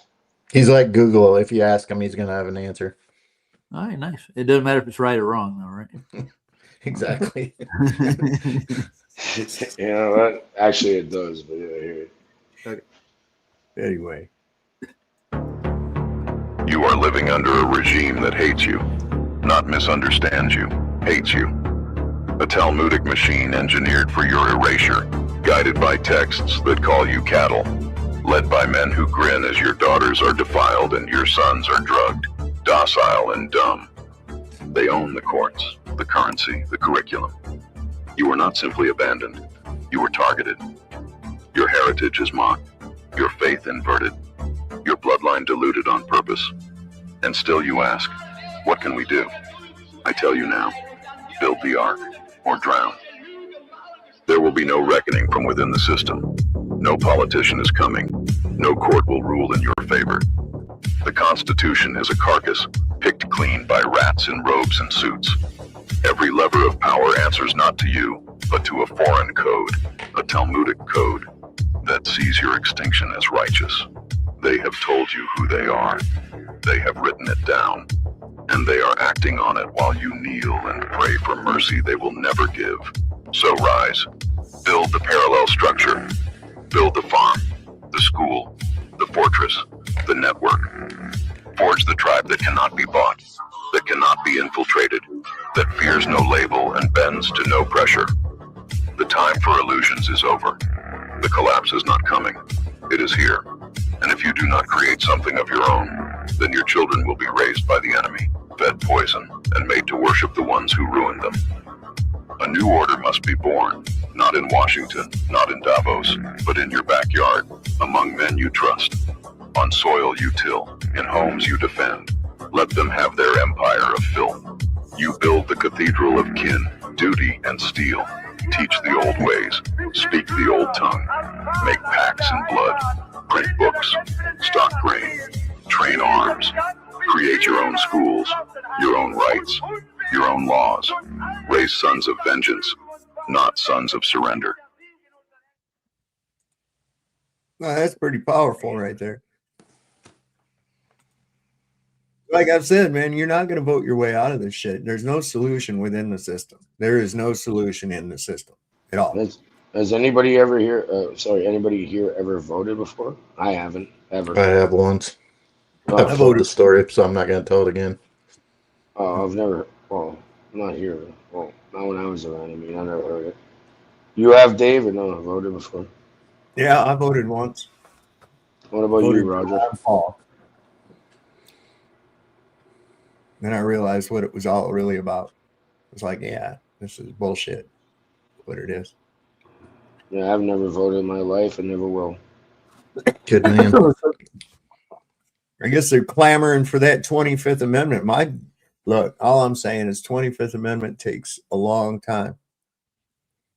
I think like John Wilkes Booth had it down better. Oh, and yesterday, that reminds me too. Yesterday, you know what yesterday was, right? Thursday. It was the anniversary of the Killdozer. Do you remember the Killdozer? Yeah. Remind me. Okay, so there was this dude in Wisconsin, I think it was Wisconsin. He'd been fucked over by his municipal government, by his town, sheriff, everything was corrupt. And he made this big fucking armor-plated bulldozer and destroyed the fucking town. That's right. Totally destroyed the town. He ended up deleting himself when the rampage was all over, when he was finally cornered. But not after millions in damages. He was running over fucking police cars. Okay, but this is what I say: become ungovernable. Yeah. You imagine if 50 motherfuckers had that goddamn attitude right there. Yeah, no doubt. It's coming to that, man. The fact checkers say Colorado. Colorado, okay, yeah, Colorado. Hey, there's a guy who did that shit over here in Toronto too, for real. God. Received a 911 call reporting that there is an out of control bulldozer.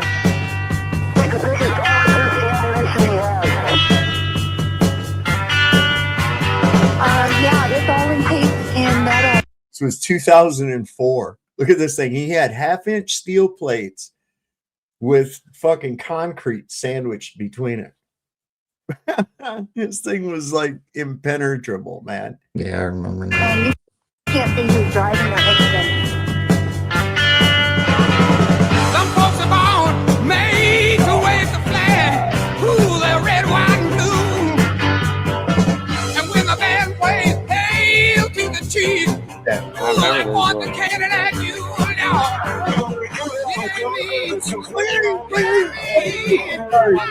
Senator song. It ain't me. It ain't me. I ain't no fortunate born. No. Some folks are born silver spoon in hand. Lord, don't they help themselves, dog? But when the tax man comes to the door, Lord, the house looking like a rummage sale. Yeah. It ain't me. It ain't me. I ain't no millionaire son. No. It ain't me. It ain't me. I ain't no fortunate one. No.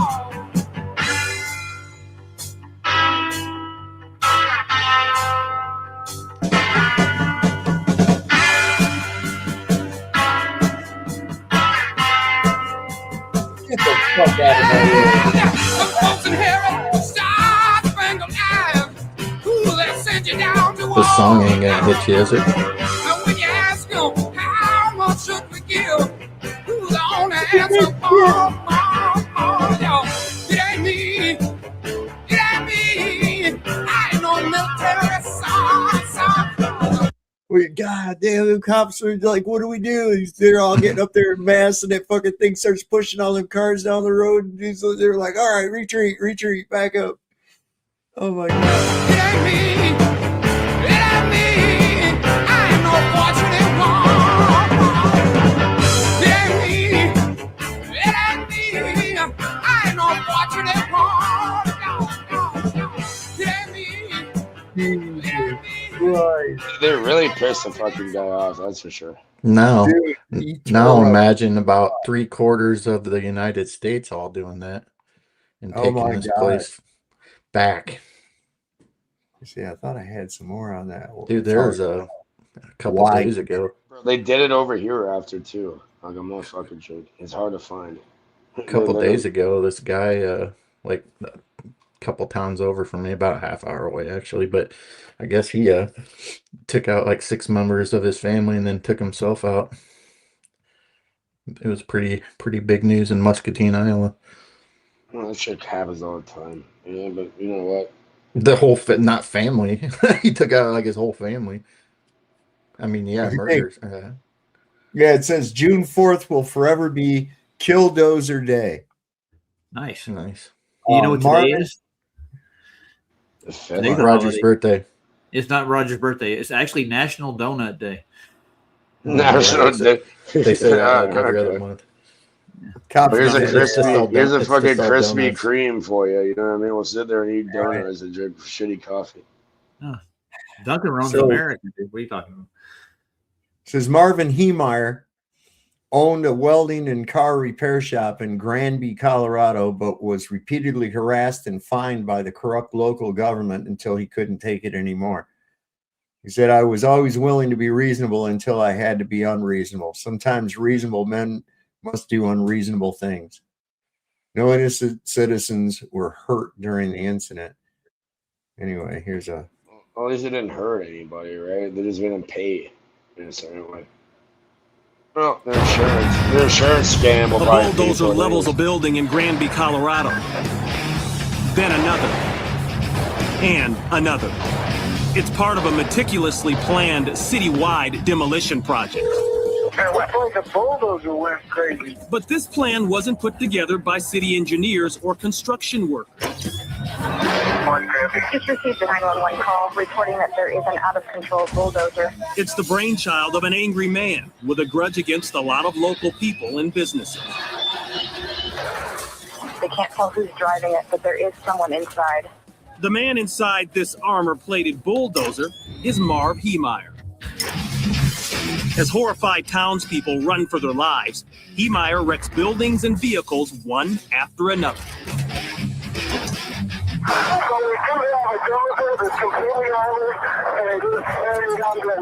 And he's ready to take on sheriff's deputies or anybody else who stands in his way. Heemeyer's an accomplished welder who spent a lot of time inside a secret workshop. Yeah, it's all encased in metal, and you can't see who's driving or anything. There, he outfitted the dozer with 2 sheets of half-inch steel plating with a layer of concrete in between. What type do you need? On this day, he seals himself in and takes off on a violent ride.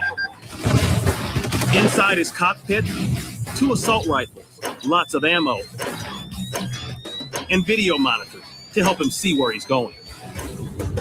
A bank, a hardware store, a concrete factory, even the town hall.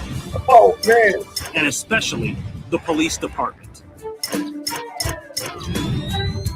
The one thing all of those places have in common, Heemeyer feels he has been wronged by these businesses or the people who own them. He even exacts revenge on the home of the town's former mayor. He does have armor-piercing weaponry. Deputies and SWAT teams try everything. But even armor-piercing bullets can't penetrate Marv Heemeyer's homemade metal and concrete shield.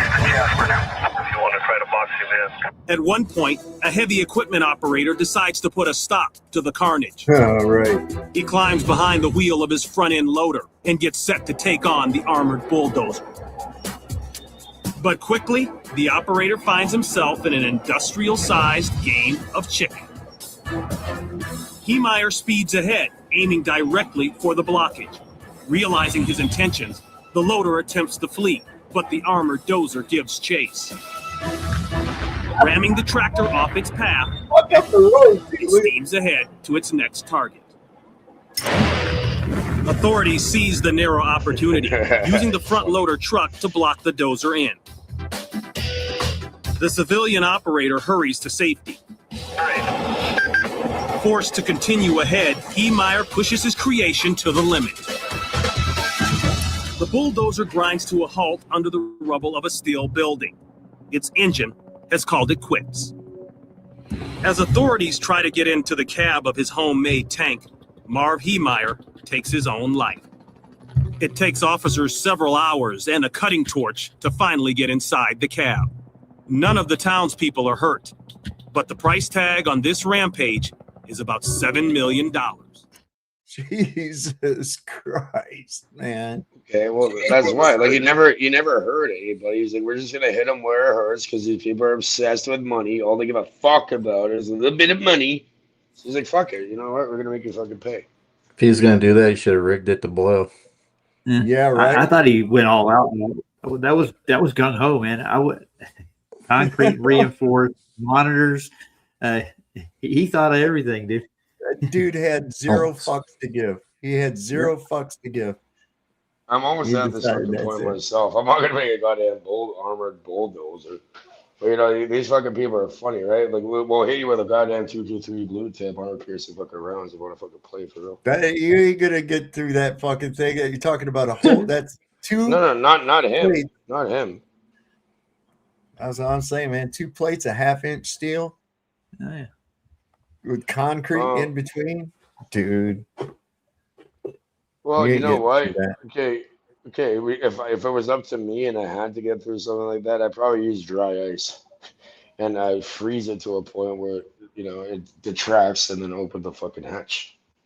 I would trick him by dressing up like a UPS guy, and then knocking on the side of it and telling him he has a delivery. And then when he opens up the door, I would grab him.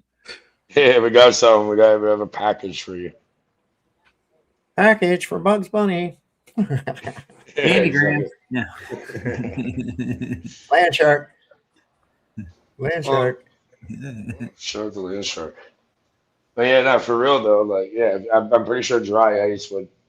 You know, things contract or expand when it's heated up or cooled down. Yeah. Dry ice would have fucking. I think dry ice is going to take you a while to get through to make any impact on a fucking 1/2-inch plate steel. Yeah, reinforced with concrete too. Yeah. You Plus, you gotta kind of like, be able to get on the thing and put the dry ice to it or whatever else, because while you're dodging debris, that would be the difficult part of it. Having to stick onto it. If you stuck onto it for like a few minutes. Bricks and debris falling on you from the various structures he's demolishing. I think we should make that a national holiday right there, man. That June the 4th. Let's go to the Guy's Fox or whatever. Remember the 5th. And tomorrow is the Normandy. They're storming anniversary of going to the beach. Normandy invasion, yeah. We're just fighting the wrong people. Just running up all the dates. Pretty soon you're gonna have to overlap them all. Yeah, but you always get 9/11. It kind of stands out on its own, doesn't it? It's kind of like these people go and put these crosses up where there's somebody died in a car accident, on the side of the road. I mean, it gets to the point where it's starting to look like you're driving down Arlington National Cemetery or something. Like, it's everywhere. God damn it, man. 120th Street here. Dave, what's Arlington? Because I grew up in a place that was called, they had a place, literally Arlington Road. It was like right across the street, and they had like an Arlington school. There's like a school that was merged or whatever between elementary and middle school. Arlington Cemetery is the national cemetery in Arlington, Virginia, just outside of D.C. It was formerly the estate of Robert E. Lee. and the there were freed slaves that were exhuming the bodies of Union soldiers and burying them there on the grounds and started the National Cemetery. That's a pretty good movie too. Hey, you know what happened over here? Arlington Road? Not too. Yeah. Oh, Yeah, I've seen Arlington. that. Isn't it got No. Tim? It's got Tim Robbins in it, doesn't it? Yeah, and the Big Lebowski. Why can't he's? I'm drawing a blank. What's his face? Jeff Bridges. John Goodman. Jeff Bridges. Jeff Bridges. You know what's funny? Well, I was really not funny. What's funny, man? What is funny? You're gonna Well, tell it's us not- anything that pops in your head, so just tell Yeah, us. yeah. It's not I really know, funny, right? but It's just over like the here, most random shit. It's like, what the fuck is this? over here recently, like what? It's called like a Tim Hortons, right? So some guy, I don't know, he had an issue with with people. He's like a mechanic or whatever, like a bodywork person, kind of like a mechanic, and they deal with like the vehicles or whatever. And he got mad and he went and like shot a police officer directly in the back of his head out of nowhere. In Why broad would he do that? daylight, and I don't know. And then he went and like killed his boss or something. And then went to a fucking cemetery and fucking got him to shoot him. That happens all the time. Yeah. Oh wait, that did. That's why they always wait till a Friday at the end of the day before they fire somebody. Isn't it something like always Trump announcing on Friday what they're going to do before the next Monday? Well, that's to manipulate He's the got market. manipulation there. Fucking guy. I found it kind of weird. I'm like, this guy, like, he went to a cemetery after and like called them, like, come find me in the cemetery. And got into a shooter, had him kill him on purpose.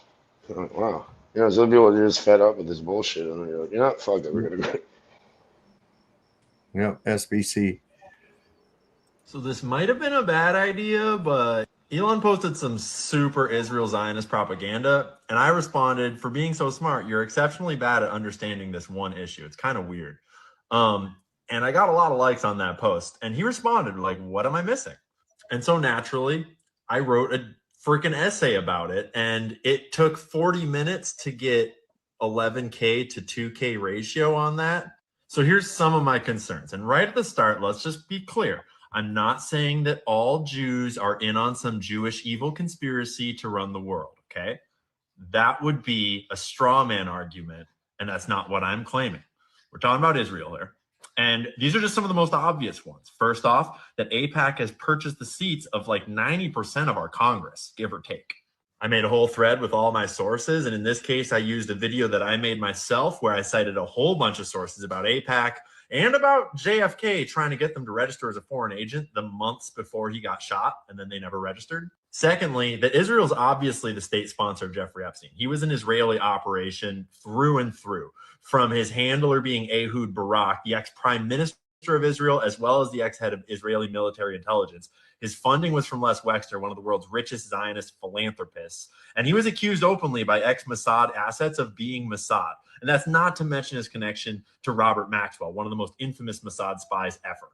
In that case, I used another one of my videos where I cited a whole bunch of evidence, and I'm just using them because they're fun ways to consume a lot of primary sources and evidence very quickly. But in most of these cases, I've made tons of different videos, and there's tons of evidence out there about all these claims. These are not complex claims. I mean, in this case, the most obvious and direct source is just To Read One Nation Under Blackmail by Whitney Webb. I'm on my third read through right now.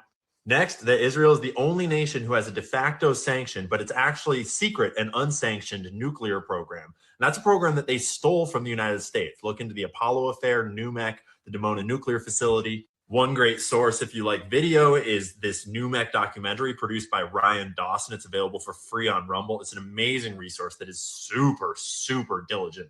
Tons of primary sources in here. Shout out to Ryan Dawson. And then that Jews, Muslims, and Christians live side by side in peace in Palestine before the Rothschilds purchased the country from Great Britain during World War I. See the Balfour Declaration. Literally begins with the words, "Dear Lord Rothschild." Like, how many families in this world have ever received a letter from the largest empire in the world, the British Empire, saying, "Dear family, we give you a country"? When you dig into what they did to get this country, it's not great. And then when you learn about the history of the founding of Israel and the paramilitary groups that fought to found Israel, Lehi, Irgun, and Haganah. Look them up. Lehi and Irgun were declared terrorist organizations by Israel themselves after they were founded because the whole international community was so pissed. You can source that straight off Wikipedia, but you can dig way deeper on it if you want to. Worth digging into how Lehi actually wanted to be allied with the Nazis because they thought it would be a more effective way to get Jews into Palestine. These guys were like bombing British civilians to make the British want to leave, not just bombing Palestinian civilians, both of which are war crimes. And then the leaders and founders of these terrorist organizations went on to be the prime ministers of Israel on multiple occasions for the next like 30 years. You start to dig into the history of the previous prime ministers of Israel, and there's some super dark, violent people that ran this country. And like that Israel's a foreign nation halfway across the world that has no business receiving my tax dollars. Like, why are we sending them billions of dollars of our money while our country is burning and overrun by illegal immigration and all these other problems? Like, go ask Grok how many billions of dollars we've sent to Israel. That's my money. Why are my tax dollars going to this other country? I don't want, like, what? Like, Israelis have free healthcare and like free education and shit. And we have homeless people on the streets and no one can afford a fucking thing over here. What's going on? This one up here got cut off, but there was an entire Israeli surveillance program leading into 9/11 titled the DEA report. Is this whole government report about these Israeli art students that were entering government buildings all across the continental United States. I linked to the entire DEA report as well as specific snippets. It's a massive report. I've read it through the whole thing.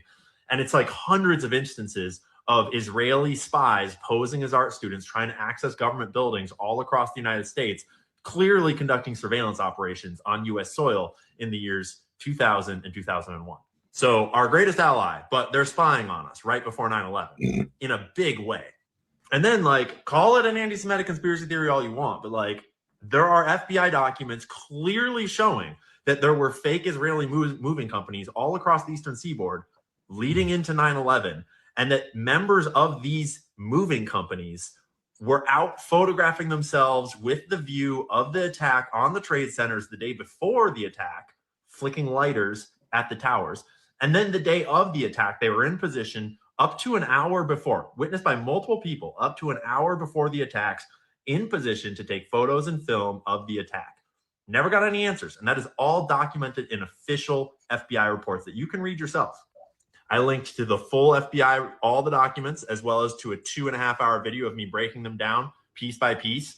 It's very clear when you read it that we never got any answers, but the investigation got squashed. The Israelis got deported. No answers whatsoever.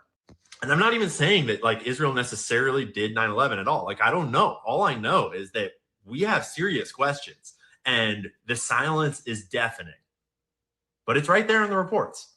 And I don't know if you benefited from us taking down Afghanistan and from us taking down Iraq, but I didn't. But I know that Israel did. And I know that they were writing things like the Clean Break Report leading into that era with people like Richard Pearl, all these neocons.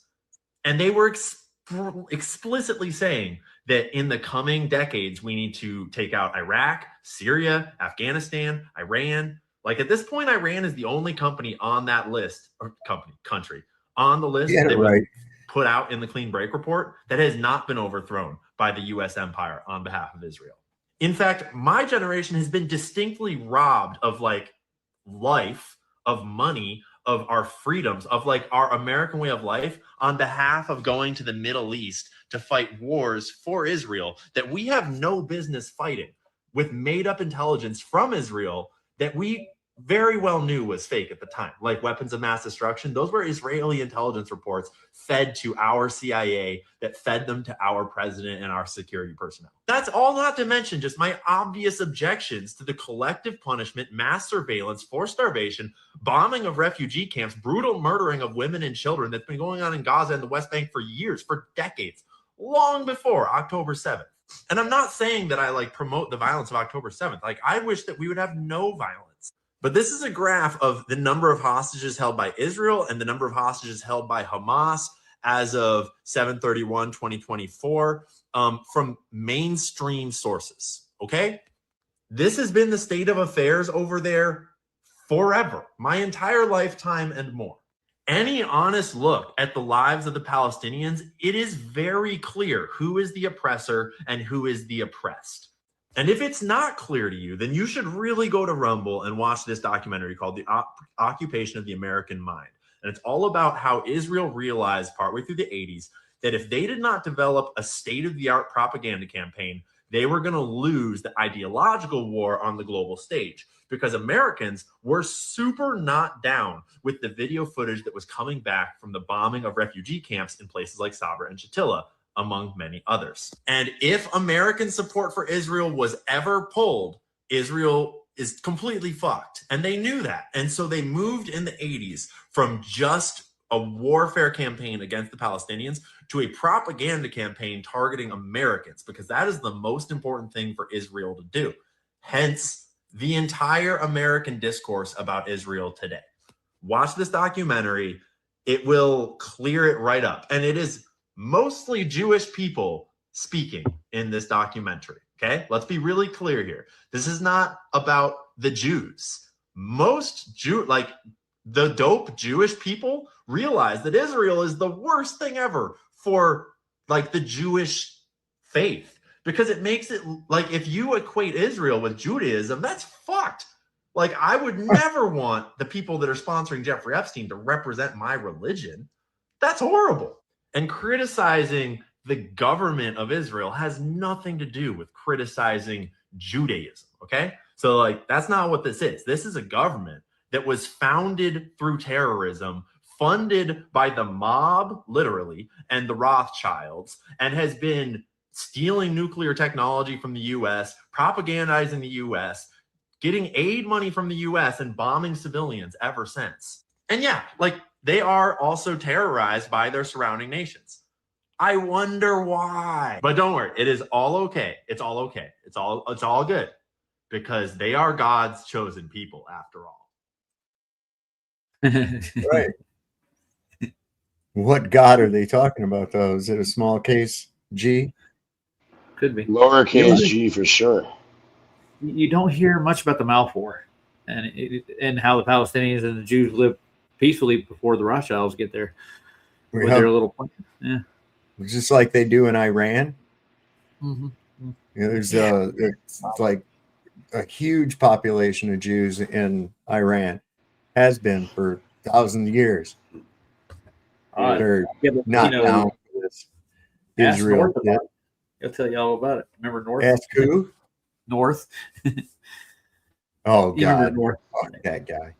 You see, funny enough, I've grown up with Jewish people, and a lot of them, they just happen to be Jewish. It's like a Muslim or something, and that's 25.6% of the population happen to be Muslim. But just because you're born into a religion doesn't mean that you do the tenets that you're an evil, bad person. All these Jews, a lot of these Jews I know, they're not bad people whatsoever. But there's people. Let's take a look at this. Let's take a look at this realistically, though. Is it a race or a religion? Yeah, that's what I was going. That's now, conflated. Why is it that I can look at someone and I can pretty much tell if they're a Jew or not? And they don't even look like they're from the Middle East. Why is that?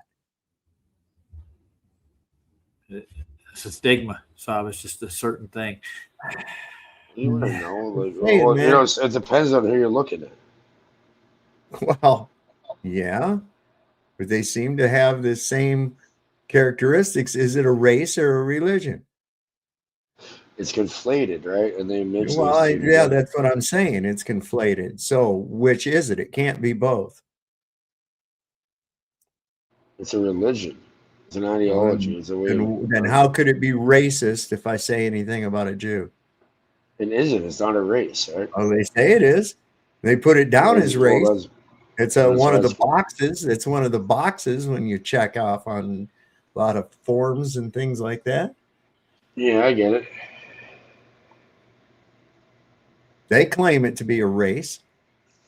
And it's funny, they say, oh, they still nuclear weapons. The first nuclear weapon, like Jack Parsons and they're not. There's no such thing as a nuclear weapon. Apparently not, but apparently what they did, or even let's say it's not real, maybe it is, but either way, if it isn't real, the funny thing enough is they blew up an effigy. You know what an effigy is, Dave? Yeah. Never heard of it. It's a representation of something. Right? So you make it a puppet or like some kind of voodoo doll kind of thing and blow it up or pretend to blow it up or do something to it in order to bring it's fucking witchcraft, kind of. If you want to call it. They play with magic, but is it magic with a K at the end? A C and a K at the end? Well, they attempt to play with that kind of shit. Also, yeah, we're gonna get into like Mossad and Israeli and like these sick weirdos, Moloch worshippers, blah blah blah blah. That's not the real owl. These Moloch idiots. Like, okay, well, it's kind of like a bull.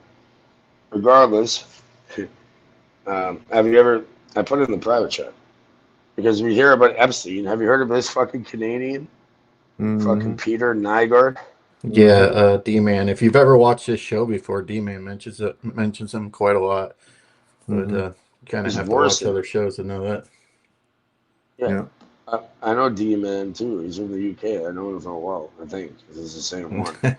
Regardless, yeah. If you guys looked into Peter Nygaard, I've known him for years.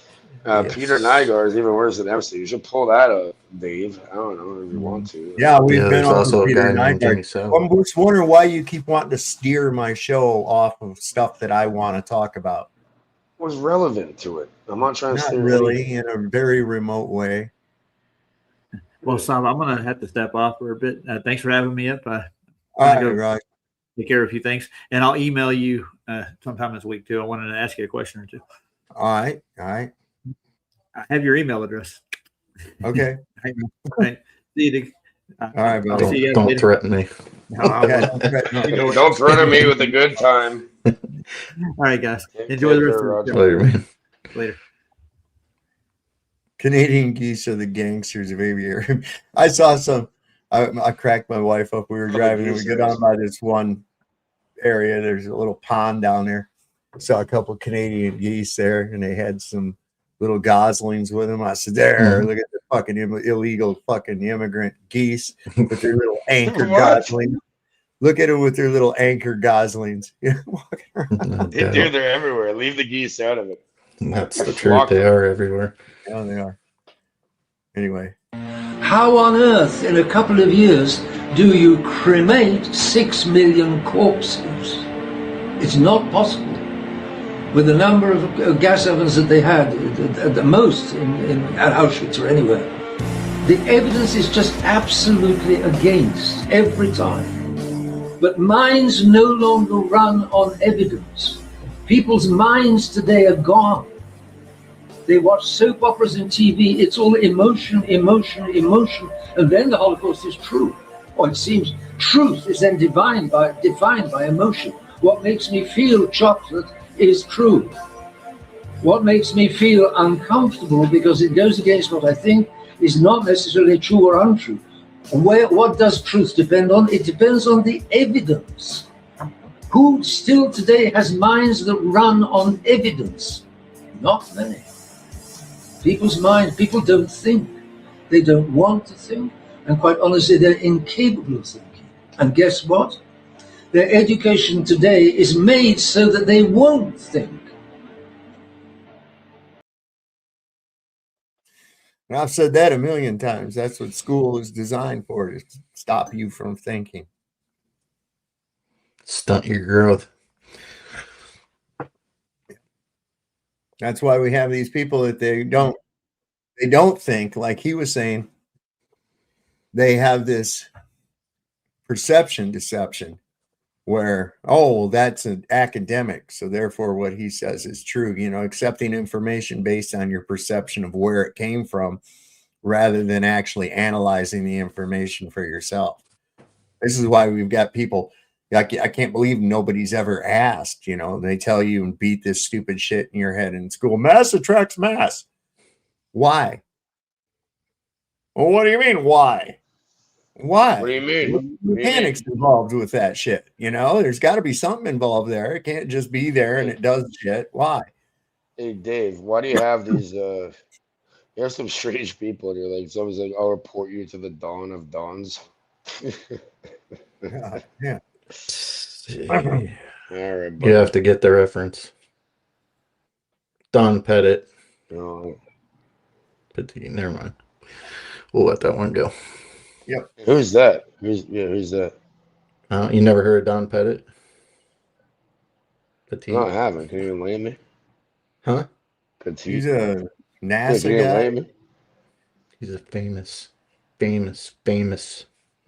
NASA engineer and astronaut, right? And astronaut, yeah. He's been up and he saw the zodiacal light. You know what's weird? I have a family filled with Dons. That's amazing. Like all their names are all fucking Don. It's weird. Ain't that something? Yeah. How about that?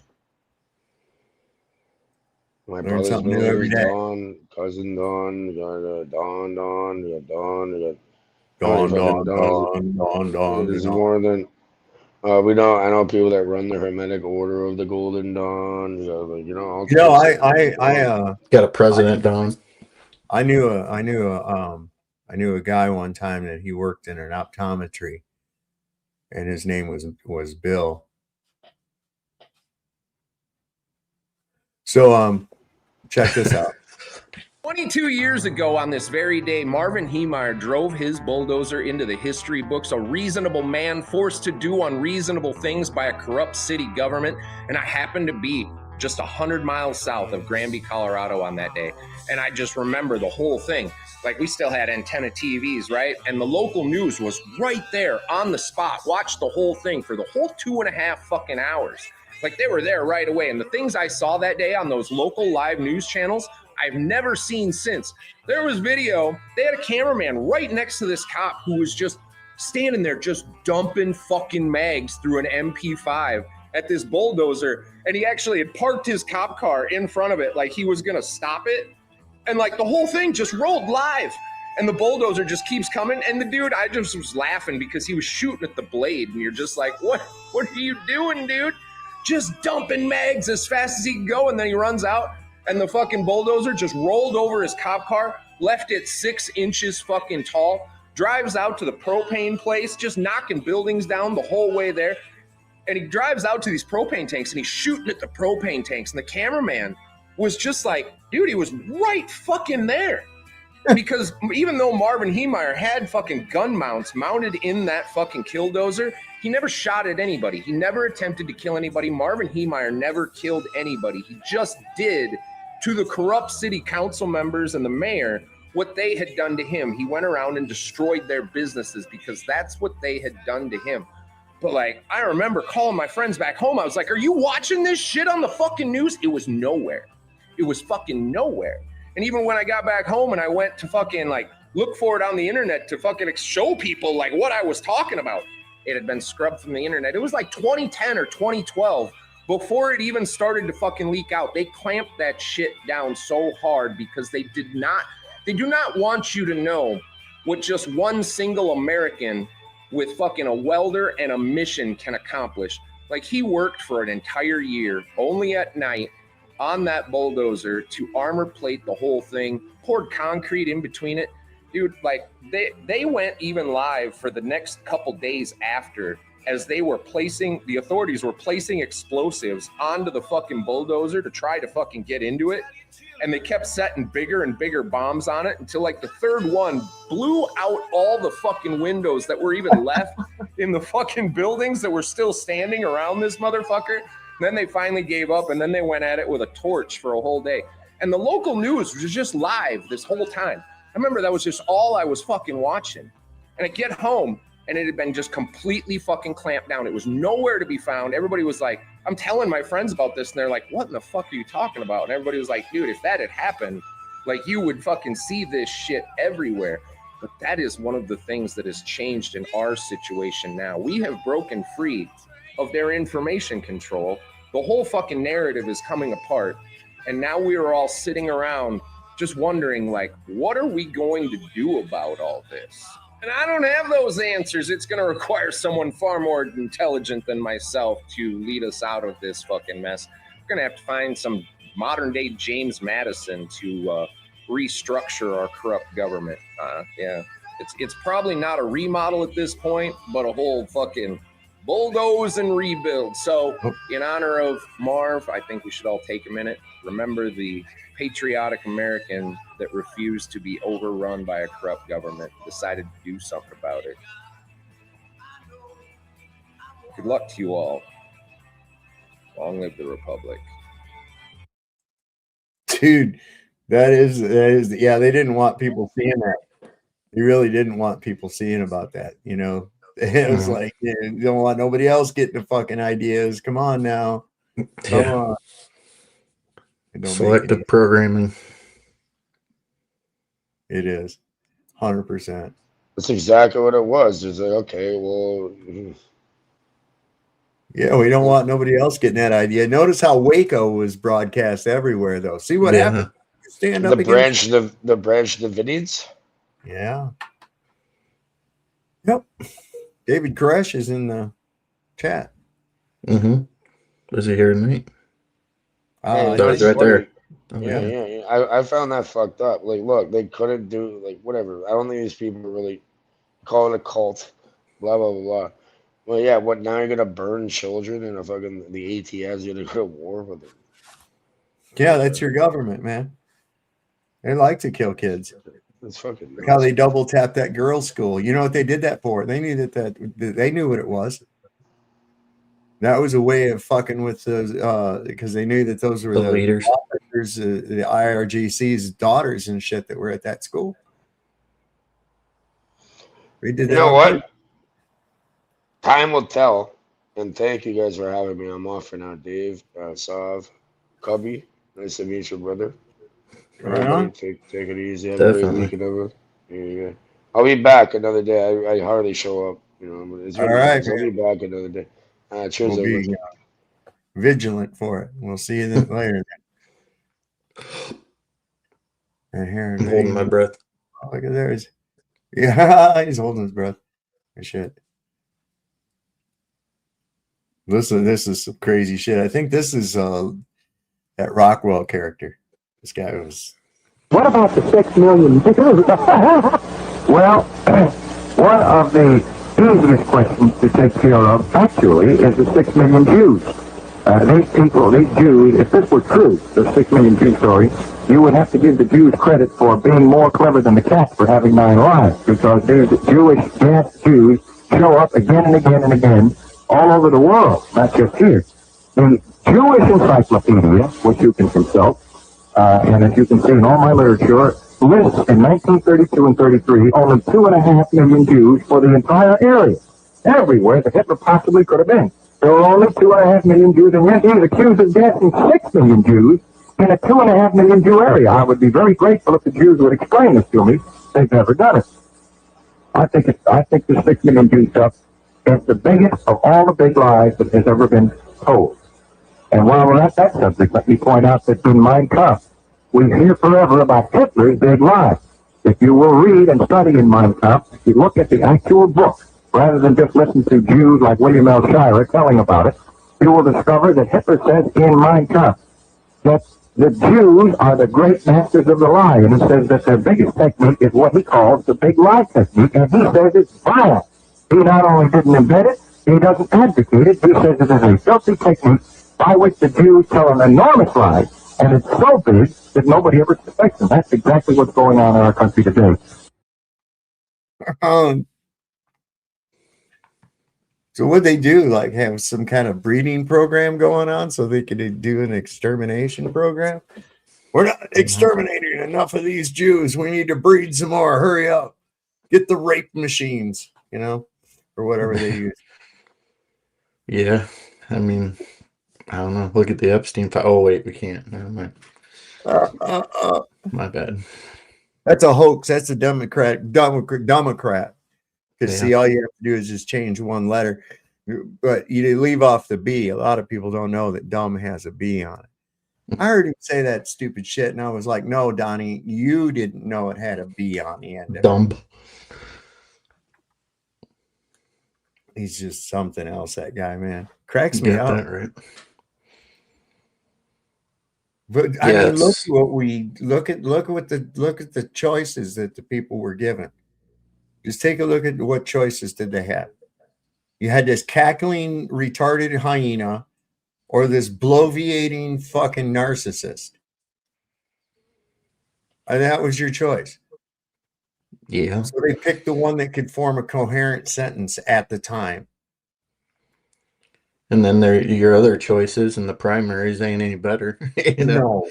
And then anything going forward, you know, they're already giving you options going forward, and those are terrible. You know, there's never a good option, or there's never really. It's a selection, not an election to begin with. So an audition.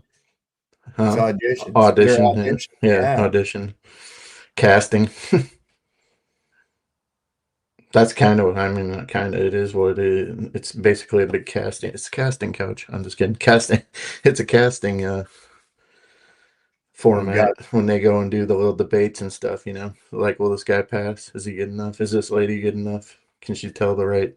She can get the narrative right. You Well, know? she didn't even primary. Right. Yeah, I know. Yeah. Well, that's why it's a selection process. They just picked her. They just said, Yeah, "Oh, it's a here, that's selection. who we're gonna have." What? Wait a minute.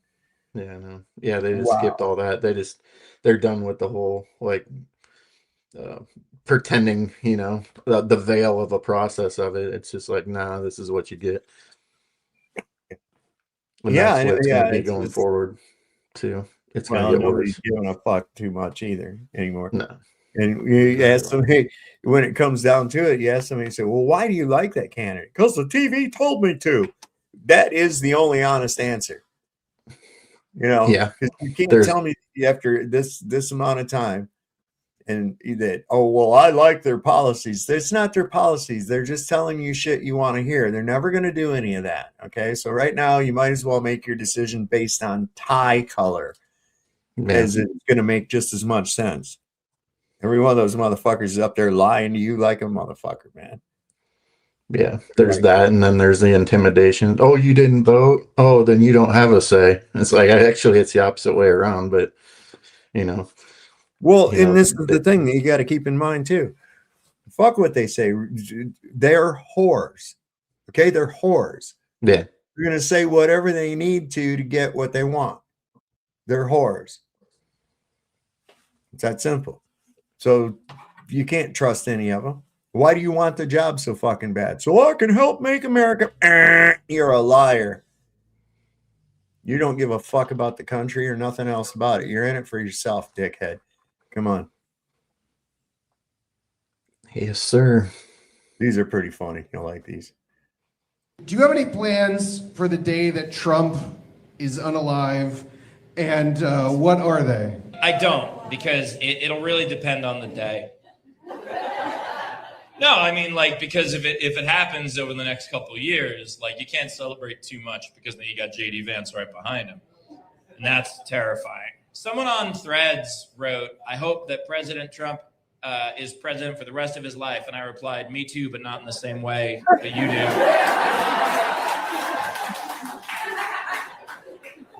My math might be a little different than yours. Here's the reality of it. I don't wish death on anyone, no matter how evil they are, no matter how awful they are. It's that old quote, "I don't wish death on anyone, but I have read many obituaries with great joy." Live a life that doesn't make the entire world celebrate when you die. I think that's just good advice. The day he dies is going to be a really fun phone call to my dad.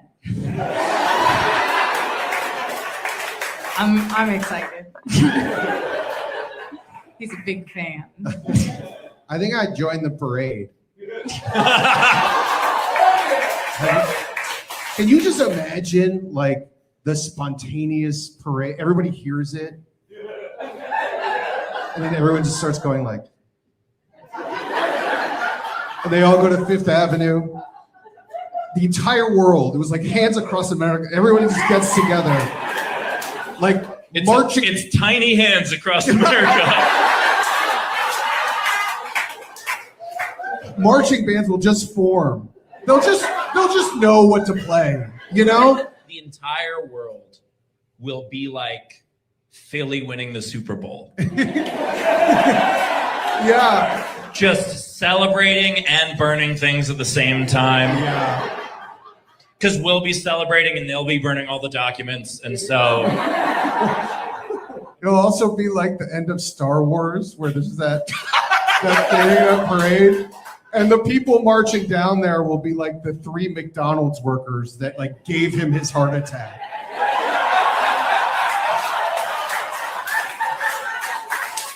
The happiest of meals. DoorDash grandma carrying the cat. Yeah. Yeah, we're in some crazy times. There's no doubt about it. Oh, yeah, this is getting. Crazy. This is how dumb people are. If the food stamp money comes from taxpayers, where did the money come to give to taxpayers? Riddle me that one. Serious question. Where'd it come from? Since y'all so smart and y'all know it all, where exactly did the taxpayer money come from? It's legitimately a concern. Correct. That they don't know where taxes come from. I've been saying it for years. Bring back literacy tests to vote. Yeah, right. Where is the tax money? Who gave them the tax money? What? Well, you wouldn't know that if you. Oh, look here, who conveniently avoided part of the show. Chicken shit, motherfucker. What? They left us up here with them by ourselves, man. Come on. We're like smart thinking. You're muted or something if you're trying to talk. Oh, there we go. Now I got it. I was doing some stuff on the side. I was listening. I stopped in chat for a couple of minutes. So yeah, I see you in there. I was sitting outside. It was nice and cool out. Saw a deer. Nice. Yeah. It's real calm out, so you can hear a lot of shit rumbling in the woods. And yeah, I conveniently was like, I think I'll sit in the yard a little longer. What did I say? Oh yes, I knew this guy, and his name was Mike or whatever. Bill the optometrist or something. Yeah, Bill the optometrist. It's like, yeah, and that's it. That just boom, there it is. There's what I trigger. It's a trigger. You know, yesterday I saw a leaf. I guess. Yeah, man, I don't know how that. I don't know what to say. I do know what to say, but I don't want to say. I'm being nice. I got you, man. Look at here, Dems. Oh, the Dems. You know what? It doesn't matter. You know what? Dems own slaves. No, mostly it's actually the majority. Majority of slave owners were actually Jewish. The Jews ran the slave trade. Yeah, 100%. This guy is that. You're not going to get Lincoln was a war criminal. Okay, Lincoln was a tyrant and a war criminal. You've been drinking the Lincoln Kool-Aid. You don't know what he was really like. He was worse than Obama. Trust me. I'm a student of that. He suspended habeas corpus. He jailed his detractors in the press without cause. He threatened to burn Baltimore to the ground. He fired on New York City with a naval bombardment on New York City. This motherfucker was out of control. He started signing executive orders and taking dictatorial powers that the president wasn't to have. And people said, fuck you. Do a show on it. Come up here and talk about it. You're not a real person, dude. You come in here and say the most random shit. You're just like you're Mossad. Do a show on it. Why don't you do a show on it? You seem to think you know everything. I've already caught you in so many mistakes already with your historical narrative. You're just way out in left field. It might be north. I'm just probably kidding. Is. Probably is. Speaking of the tiny hats. Heard what the Israeli leaders said. They said no food, no water, no electricity. It is an entire nation that is responsible. You're a Jew. Why do you fight for Palestine? I fight for human rights because I'm a Jew. I fight for equal universal rights, not ethno supremacists, because I'm a Jew. You don't know me. Israel's not letting anyone in. You're not making sense. What the president of Israel? It is an entire nation who is responsible. There are no uninvolved. And then the Israeli military. He said that. October 9th. But even if you said it, Yeah. Believe me. Yeah. It's 90% is true. So you're justifying the mass murder of Palestinians. Because You have nothing in Gaza. You have nothing in Gaza. You have nothing in Gaza. I'm so proud that I'm Jew and I'm proud of everything because I grew up in Russia. Why should Jews coming from Russia take land from Palestinians? When did you learn that that was okay as a Jew? To say we have to steal their land. We've been stealing their land. Really? Yes. And we have the Star of David on the planes that are dropping bombs on those people. Children. Why you covering your face? Why are you bothered? Don't walk. Palestinians. You know what Palestinians. Don't take it. Don't take my picture. Nobody touch anybody. Don't tell her not to take my You're in picture. public, she can take any camera. You have the choice to just walk away, but you decided to stop right If I here. speak with them, but I don't. She has the right to stay there and record all she wants. So you can choose. What book? What book? Because brainwashed person. Just screaming it doesn't make it so. I don't need to scream it because So, I already know. so I'm answer me proud this. Jew. You're an idiot.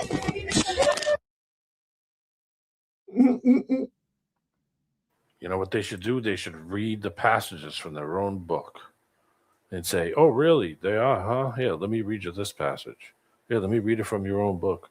That way you can read and you watch how quick they won't be trying to swat you or assault you. They'll just walk away because they realize, oh, shit. I don't know. I think a lot of them know that and they think that they're entitled. Yeah, they believe it. They believe they are actually something better than everybody else. Yeah. You know? Yeah. And that explains why wherever they go, doesn't matter what time period, you can look through, what do you call it, that all this shit happens over and over and over and over and over and over. No matter where they go, no matter what fucking happens. It's the same scenario. It's the same fucking money changing shit. It's the same friggin' hate. It's the same. Everything goes the same way every single time, over and over and over in history. Like, this isn't, you know what I mean? It's just the same game they play over and over and over. It's just some people don't recognize that. They don't understand it. What is that doing? I felt true. It's becoming more evident. Yeah, it's really open now because of the whole social media, the whole social media thing, because now you kind of can't unsee it. You know, you start to see that. It's like saw when I was telling you about my buddy, the guy that would go and drink, and he was the nicest guy, and he would drink and just want to start fights. Just randomly. You could just look at him wrong. Or just say something that, not even talking to him, or having a conversation with somebody else, but off to the side of him. If he, hey, you talking about me? Like, that was what, you notice it after a while. Like, after the first couple of times, I was like, come on, man, relax. But after like the 10th time, you're like, oh my God, this is fucking ridiculous. Yeah. You start to notice it quick. And then schizophrenia. It makes you not want to be there, but you're there, so you just got to kind of deal with it, and try to but it's one of those things where if you've seen it 10 times, you're like, oh, here we go again. Yeah. I was watching this thing about schizophrenia being like demonic possession. Oh yeah, I'm on board with that whole idea. I really am. Said a lot of them freak out when you recite the Psalms too. Yeah, it's crazy how you can like you said, just say something to them, they'll just go off or start drinking. They'll be a totally different person. They get the spirits in them, right? Spirits, yes sir. After you see it for a while, then all of a sudden you're like, hey man, come on, you want to go? You're like, you know what, I'm a little busy, maybe I'll catch up to you next time, because you just don't want to get involved. You're just like, oh man, and I think that's what it is now. People are recognizing, they're like, nah, hell no, I don't want nothing to do with that shit. Yeah, a lot of the younger people don't drink. I noticed. Like my generation did. Matter of fact, not too long ago, I was reading an ad about beer. I don't mean to jump on this, but they were talking about how many breweries and places that made beer. They were just using it as an example, like beer drinkers from, they were grading it from the 1950s, 1960s, and they were, how many less breweries there are, because people don't drink beer. They drink these fucking weird flavored things that are like, what is it? Juice. I think one of them that's been around for a long time just closed its doors. Blatz. I think it's Yeah, black. Schlitz. Yeah. Schlitz is going to be next. Schlitz. Yeah. Schlitz. This one, I think they're no, Wisconsin. Sorry, Yeah, Wisconsin brewery. Yeah, they've been around 85 years, maybe longer. Yeah, they're closing their doors. Yeah, We got horrible beer, by the way. We got a Coors plant over It'll here, give you the Schlitz, and it's 100% Rocky Mountain fish piss. No, yeah. right across the highway from Merck Pharmaceutical. Hey. Yeah. Well, you know, what could go wrong, right? Mountain Fresh. What? And I remember, man, back in the 70s, some fire retardant got mixed in with cattle feed and contaminated all this cattle in Michigan, and it's PBB. They figure everybody's got PBB in their system now because of that. But I mean, it was like, how in the fuck do you get fire retardant mixed with cattle feed? Why are they even in the same fucking room with each other? What are you doing? You know? But yeah, they had to take all these cattle and lead them into this clay line pit and then shoot them all and bury them. It was really quite a thing. I think it was fucking bullshit. It's what it was, most likely. But anyway, that day may be coming on us soon. I might have only been off by a few weeks. When I said this fucking guy would assume room temperature before, I said before I said May. it a while ago. And we're getting close. Here we are. Just tomorrow's D-Day. Maybe that'll be the day. Who knows? You're trying to manifest it. I am. The White House put me on a list for talking about Trump's health. And on the same day, Donald Trump laid back at the Oval Office desk during a live on-camera event. He's almost laying down sleeping. Look at this. And now we know why the White House doesn't want me talking about Donald Trump's health. This is Trump listening to his EPA administrator, Lee Zeldin. They almost should bring a cot in for him.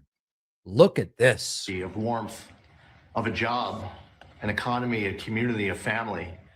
And for too long, you saw Democrats who were telling these coal miners that they should just learn a code. Now listen, Lee Zeldin is boring. I understand that. But Trump's falling asleep 2 or 3 times a week on camera. And this time he's almost horizontal. He used to talk to us about how Joe Biden and Barack Obama would disgrace the Oval Office. Obama once put his feet up on the desk and Biden didn't know what was happening and it was a disgrace to the Oval Office. Trump's almost laying down to sleep. He's almost entering REM in the Oval Office. Isn't that disrespectful? At any point, social media platforms could decide to no longer show you my content. So if you enjoy these clips, make sure you're on my... Goes and gone. I think it's perfect, though, because that's like the karma. Right there. How much time? Oh, Sleepy Joe. Joe this. Sleepy Joe that. Sleepy Joe. You see this motherfucker sleeping all the time. Every day. Who was I'm coming up on that. Who was Bush's brother? Jed. Oh yeah, Jeb. high energy Jeb. Jed, whatever his name is. High energy Jeb.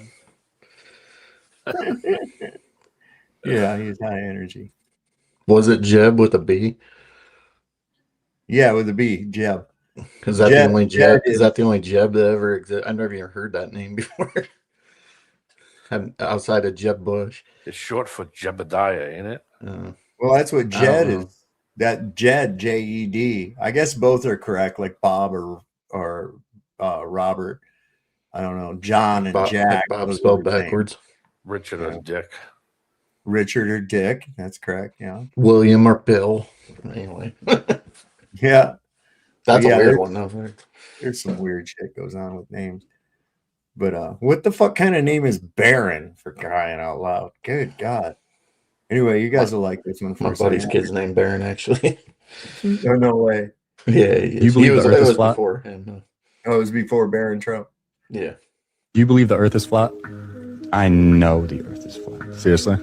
Astrology and flat earth or true earth are symbiotic. You cannot have one without the other. If you have a ball and you are spinning, flying through space, chasing this fireball, your constellations would change every now and then. And our constellations have never changed. The stars have never changed. We have the same 12 zodiac signs that we had back in the Dendera stones in Egypt over 5,000 years ago. We're not moving. Every single ancient society knew this. The Mayans, the Aztecs, the Hindus, the Egyptians, every single ancient culture knew that we live in a geocentric universe, not a heliocentric, where we are spinning, chasing this ball of fire while all of these other planets are rotating around us, while all of these other stars are rotating around us. If that was the case, Polaris would move, number one, which is the North Star, and it doesn't. Number two, all the constellations would not rotate solely around Polaris, but they do. Therefore, we are the center of the universe. Believing in the Big Bang Theory is something that is very common today, where people think, we're the product of an accident and that, we don't have a creator. We're just here to consume and live our best life and not live up to our potential. But if you're the center of the universe, that means that you're very special. That means that you have a creator who is very conscious and cares about you. And when you see yourself as being watched by these heavenly bodies above you 24/7, you start to take your life a little bit more seriously.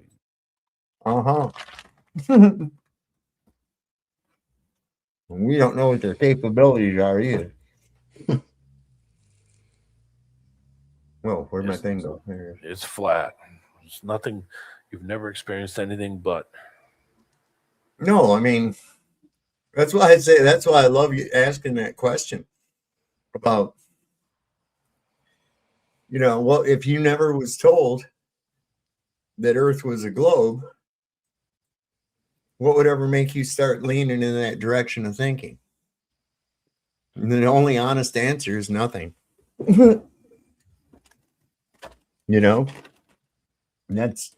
That's why they give it to you when you're young before you ask questions. Yes, sir. Well, until you have an understanding to ask questions, because then they try to get you way early to the point where you don't even really understand it. You're just in a mode to pull in information. You're impressionable. You're pulling it in. That's when you're most impressionable. That's why they start all that stuff. Yeah. Whether you ask questions or believe one way or not, they know that they can shape your mind that way. Give you things, incentives or whatever to, like, oh, you want some candy? Oh, yeah. Here's a sticker. You're gonna have to. Yeah, you want to win the personal pan pizza? You got to read so many books. Right. Approved from this list. Right. So this might be, you guys might find this interesting. It's how they used to get rid of anxiety. This was how anxiety and depression were treated in the past.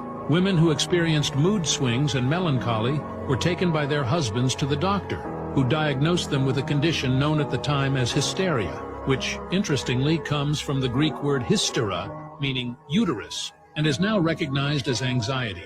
In the doctor's office, treatment was promptly initiated, which was nothing more than a pelvic massage aimed at achieving hysterical paroxysm, now normalized as orgasm, but at the time believed to reposition the uterus to its correct place. So many women repeatedly sought consultations and requested this treatment for hysteria that doctors became exhausted by the end of the day. Because of this, they invented a vibratory device to perform the treatment more quickly, eliminating the need for manual intervention by the doctor. And that's how the vibrator was born.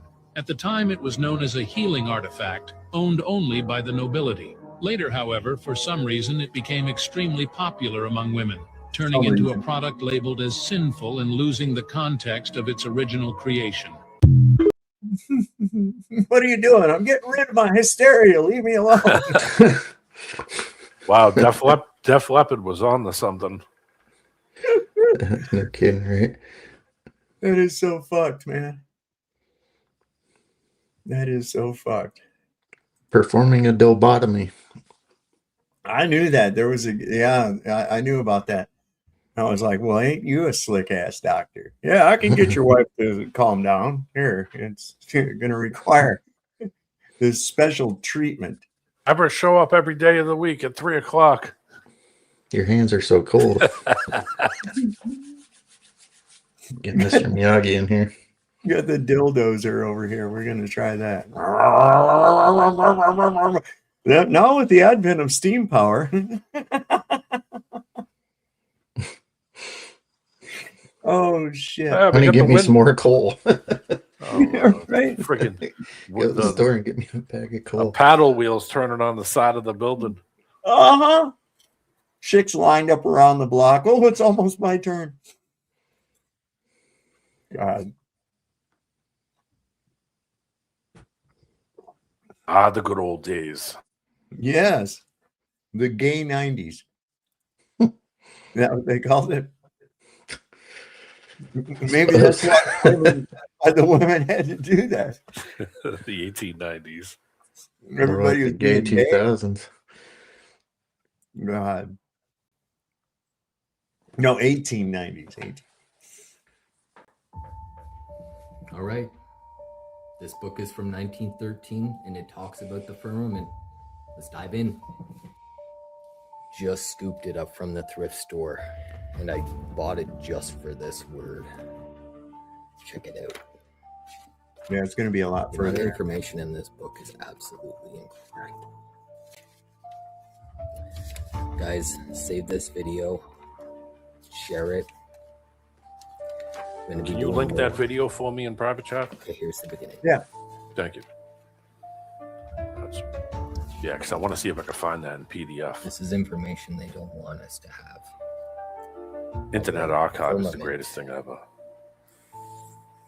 To make firm, fixed foundation, established basis, custom is the firmament of the law, the region of the air, the sky, or heavens. And God said, let there be a firmament in the midst of the waters, and let it divide the waters from the waters.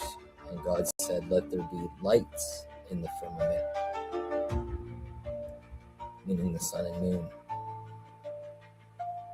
So do you think we're getting played by NASA or what? Was it 1913 Webster's? Let me get that. Hold on. Yeah, that's what it said. Okay. All right. Yeah, I'm gonna see if I can find. I'm gonna start to look around once I get my other machine up and running. I'm gonna really start digging around for a lot of old book stuff. I mean, I've picked up quite a bit of stuff just from this show, just from doing searches, from being on here, like even the last week. That video you played that had the Henry Ford thing, I grabbed the PDF book out of there. There was another reference of something else you did on a show that I wasn't on, that I went and found a PDF of an old book. You know, I got plenty of stuff to read. Are you talking about the Henry Ford, the International Jew? Yeah, I found the I got book that. thing that, and yeah, I found a couple other ones too. But I it was just point of reference stuff that I saw and said, shit, let me go and look it up and see if I can find it. Yeah, Internet Archive. I found books from like the 1890s on there. I was like, yes, this is going to be interesting. So I guess there's settlers, Israeli settlers that are trying to move into Albania. And the Albanians are like, no, we're not having it. They're running them out, man.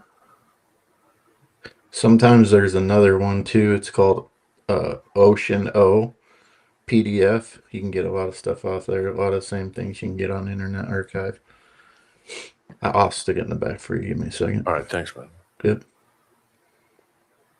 So we got some big breaking news coming from Albania. Check out this video you're watching right here on the screen. This is the Albanians going door to door, kicking out all of the Israeli settlers. They're smashing windows saying, get the fuck out. Drive them right to an airport, kick them the fuck out of your country. This is the only way.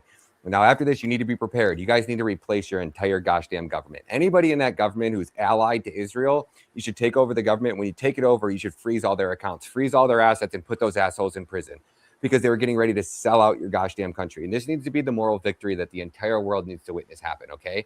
Because they tried this shit in Argentina, and they went down and burnt down half the country.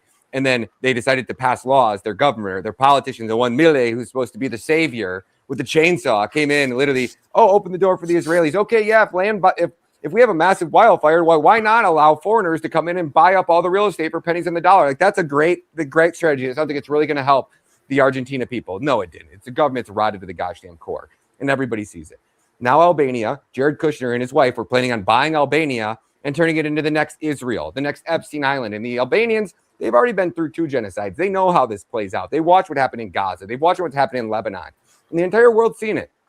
Israelis are the most hated and despised people on the gosh damn planet. And you want to know who's number 2 right behind them? Americans now. Because the Israelis have taken over our country, and everyone around the world's watching. Like, what are the Americans doing? The free country, the land of the free, home of the brave? They're just letting these assholes open up their borders, buy off their politicians, put Planned Parenthoods on every corner, turn half the country. I mean, what is it? 30% of females under the age of, it's like 50% of females under the age of 34 consider OnlyFans as their primary source of income. So they've turned our entire country into prostitutes. They've destroyed our treasury. They've looted us. They've bankrupted our nation. They've bought off all of our politicians. They control all of the media around the entire world, including ours. And they use it to try to convince and brainwash the rest of the world that Israel's our greatest ally. Israel is nobody's ally. And nobody wants these fuckers in their country. And check out what these Albanians are doing. Good for you guys. Go, bro. Go fucking Max. And don't let off. You cannot let these fuckers take back a sliver of fucking power because they're going to use it to destroy you and put you all in fucking prison. Your children, they want to put them on the streets, turning them into hookers and prostitutes. They want your fucking brothers and sisters being drug addicts. They want your children on porn websites. These are sick fucking creatures, and you should not take anything that they give you. If you give them an inch, they're going to take 10 miles, and then they're going to kill your children on the streets in that 10-mile radius. No doubt about it. That's who these people are, and that's how they operate. This should be a warning sign for the entire world. This is how you treat these fuckers in your country.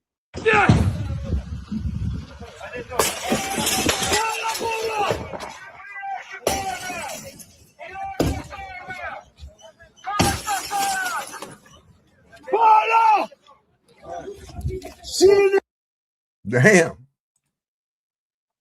They ain't fucking around. You know why? Because they see the pattern and they're like, nope, you can beat it. Yeah. They know exactly what's going to happen. And you know what? Here's the big question. Who owns OnlyFans? It's a rabbi. Yep. And guess what? He gave $11 million to freaking AIPAC last year. Whoa. So they do this over and over with the smut. That's their primary. That's their primary income. Really.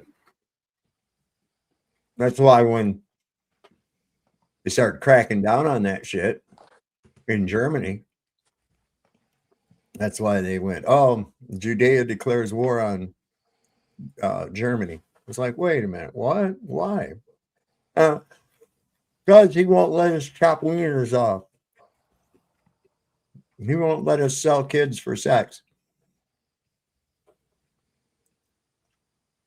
I don't know. It could have been staged. Who knows in this day and age? Same people own the banks. Same people that ran the banks and ran that country into the ground. Mm-hmm. You won't believe what I just found when looking at this astronaut's helmet. Mermaid. Something very, very Diver. interesting. Is that a scuba diver? Now, can someone tell me why a scuba diver would be in the distant outer space void?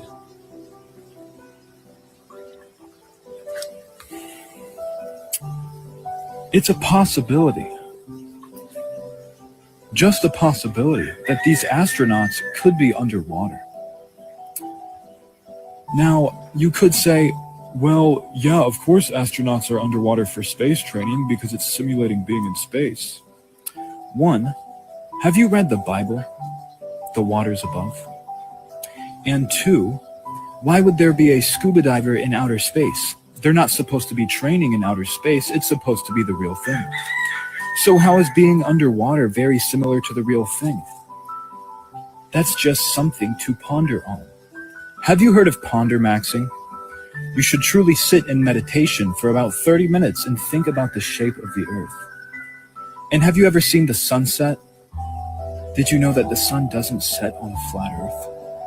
Wow, that's interesting. But of course, this video was for entertainment purposes only.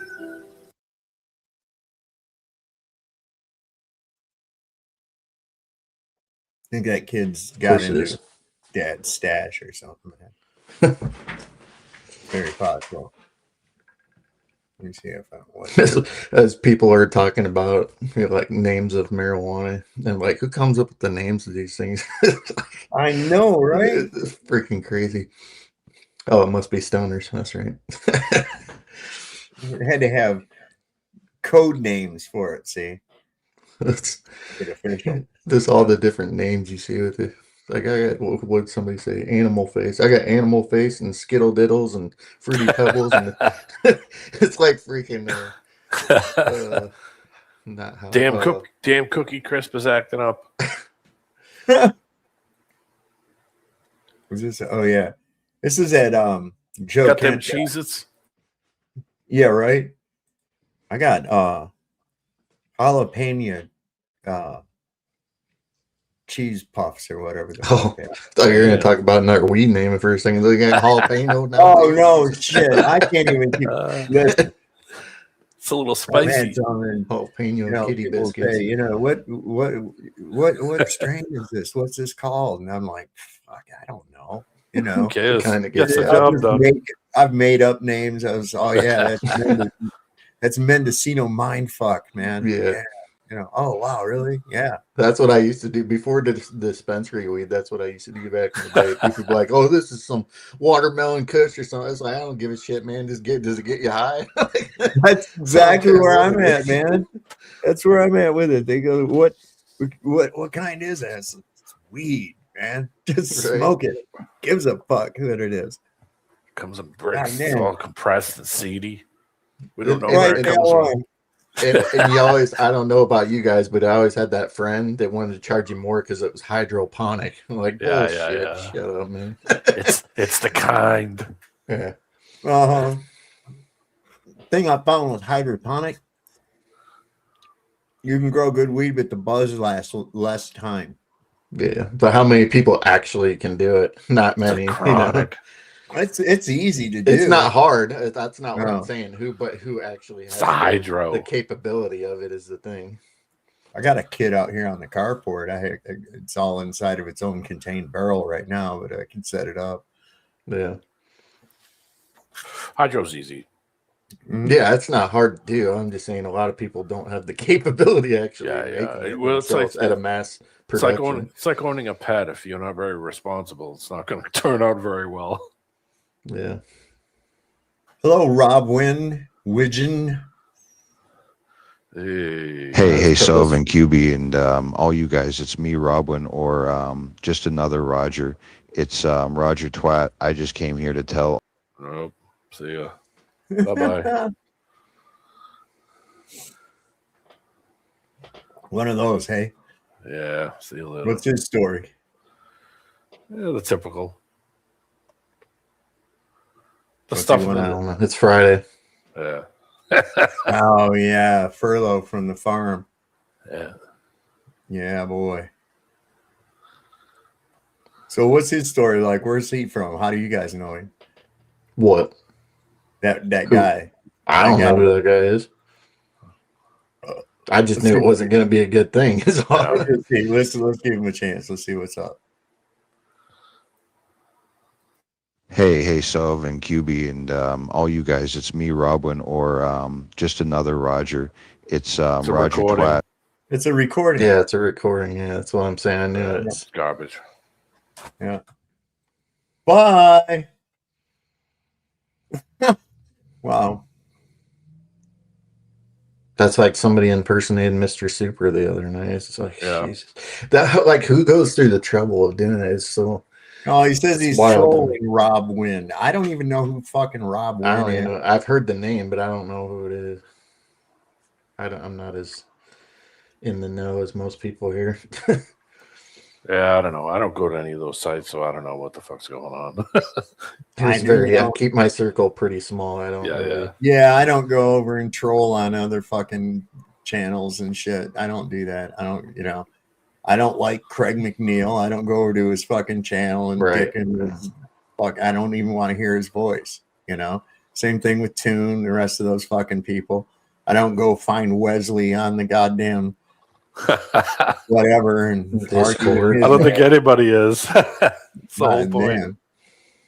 Yeah, the less I have interaction with them, is the better I feel. Yeah, I do too. Same here. So anyway, this is that Joe Kent. Oh, I'm keeping my eye on this guy. Just because It's I'm just like where he came from, what's actually going on. Let's see. The pager assassinations that Israel did against Hezbollah, there's messaging there in that. And then also there was a full court press to get President Trump involved in this war, basically from the beginning of the administration, until we actually got involved in it. And one of the key opponents to us getting involved in that war was publicly assassinated. Charlie Kirk was publicly assassinated in September. Prior to the 12-day war, prior to Midnight Hammer, Charlie Kirk was in the Oval Office. He was in the White House. He was publicly speaking out against us getting sucked into a war with Iran. He was talking to the president privately about it as well. And after Operation Midnight Hammer, we were promised that was going to be the one set of strikes, and then we were done. Charlie Kirk said, okay, I understand why the president did these strikes, and we're going to move on. We're not going to get sucked back into the war. And Charlie Kirk was also starting to question a lot about the Israeli lobby, the Israeli influence in our government. And then in that interim period between Midnight Hammer and between us getting pushed back into the war and starting the war again in February, Charlie Kirk was assassinated in September, sending a very, very clear message. Whether that was the intent or not, we don't know, but potentially a very clear message to the president. Yeah, you better go or you're going to die. I don't know, man. I don't know if I believe that or not. I think that it was a fake assassination. I think Charlie was in on it. Whether they offed him later or not, that's another story. But that was just that whole thing that happened on that campus was an act, and he was in on it. Because if you remember that book that was prematurely put out about the death of Charlie Kirk, mm-hmm. and the excerpt that was in there of it said that he'd been shot, but then he recovered and went to continue his speaking tours and sending a clear message that he would not be silenced, And I'm like, well, wait a second. Okay, so the script was he gets shot and recovers and then goes on with his thing, right? TPUSA gets even more famous, more followers, more people involved with it. Here's a guy that really standing for free speech, blah, blah, blah, blah, blah. Then the script changed in the middle of the play. And they changed the outcome. So did they really off him? Or did they say, no, we're going in a different direction with this? Something. But one thing's clear. Nothing really happened on that campus except for a stage show. That's what actually took place. Yeah. Yeah, I mean, a lot of them are. Look at they play the long game, right? Like they make this big production scene, this show like you're talking about. Then, there's this big hoopla, and then after that, people freak out. It's like, oh, they covered up the crime scene. They did this. There's so many misdirections and stuff to get you in all different directions, get people going. And then, as of right now, you don't hear nothing about the ongoing court case still to this day. There's very little you hear about it. And then they're saving that time period for when they need another distraction to distract from the next distraction. Yeah. It's just a never-ending cycle that repeats over and over again. Let me ask you something. Since you said that, the whole Charlie thing was kind of an out, but in reality, when you look at it, it kind of had a reverse effect, though. Because, I mean, did it really get more popular after he's been gone because of all the negative stuff? No, with his broad. Yeah, look, it dropped in popularity big time. It dropped in popularity big time, and it continues to drop in popularity. Yeah, the change in script was definitely put the kibosh on that. I think they thought that it would, they'd be able to martyr him and, work that way. But it didn't seem to work out. I think they would have done way better if they'd gone with the original script. Because look, they were gonna stick old Ben Shapiro into his slot, and go around, still keep going around. It never happened, did it? Because he lost popularity too. Everybody Oh saw yeah, through real that. fast. Saw through that veil, and Real quick. But it's like all the rest of them. What about Luigi Mangione or whatever his name is? What happened with that thing? That just died off. They keep pulling these little Who false was flags. the guy that was going to replace Charlie Kirk? That friggin' that Howdy Doody looking Yeah, kid. I don't know. That little Oh God, fresh face kid. I don't know what his name is. Tucker something, some geeky ass name, but it was they had that little Cupid doll. Like he looked like a friggin'.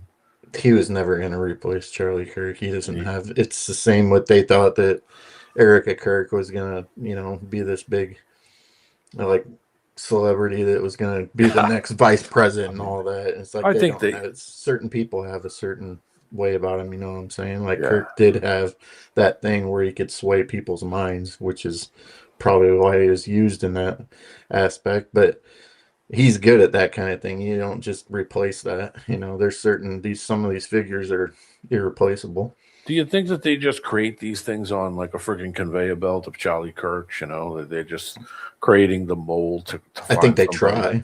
Yeah. That's what it seems like to me. Yeah. Like they just create this shit out of thin air. Like this isn't just.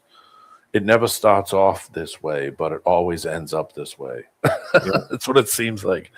Good intentions in the beginning, and then it always turns into some kind of, Donnie's gonna have a bunch of beefcakes for his birthday, boy. Ooh, lots of. He's got that UFC for the fight. Dude, it's Lots so of Big Macs. fucking gay. Oh my God. Boy, do you think maybe something? Do you think maybe he'll have some kind of problem while he's at the UFC? No, other than him drooling over Angina attack or something. I don't know. My belief is he's going to make it all the way through his presidential term because he's here to ruin the economy. So that's my take. But maybe they're just doing this, kind of pushing this shit. Yeah, he could be faking, trying to make it look like he's getting. Who knows? Making her lips get bigger and bigger every freaking time. Who are they going to replace him? You can't replace Trump with anybody else. He's that polarizing. Yeah. Well, I mean, he killed killed the party. I mean, so the party's dead anyway. So there's another thing he's did.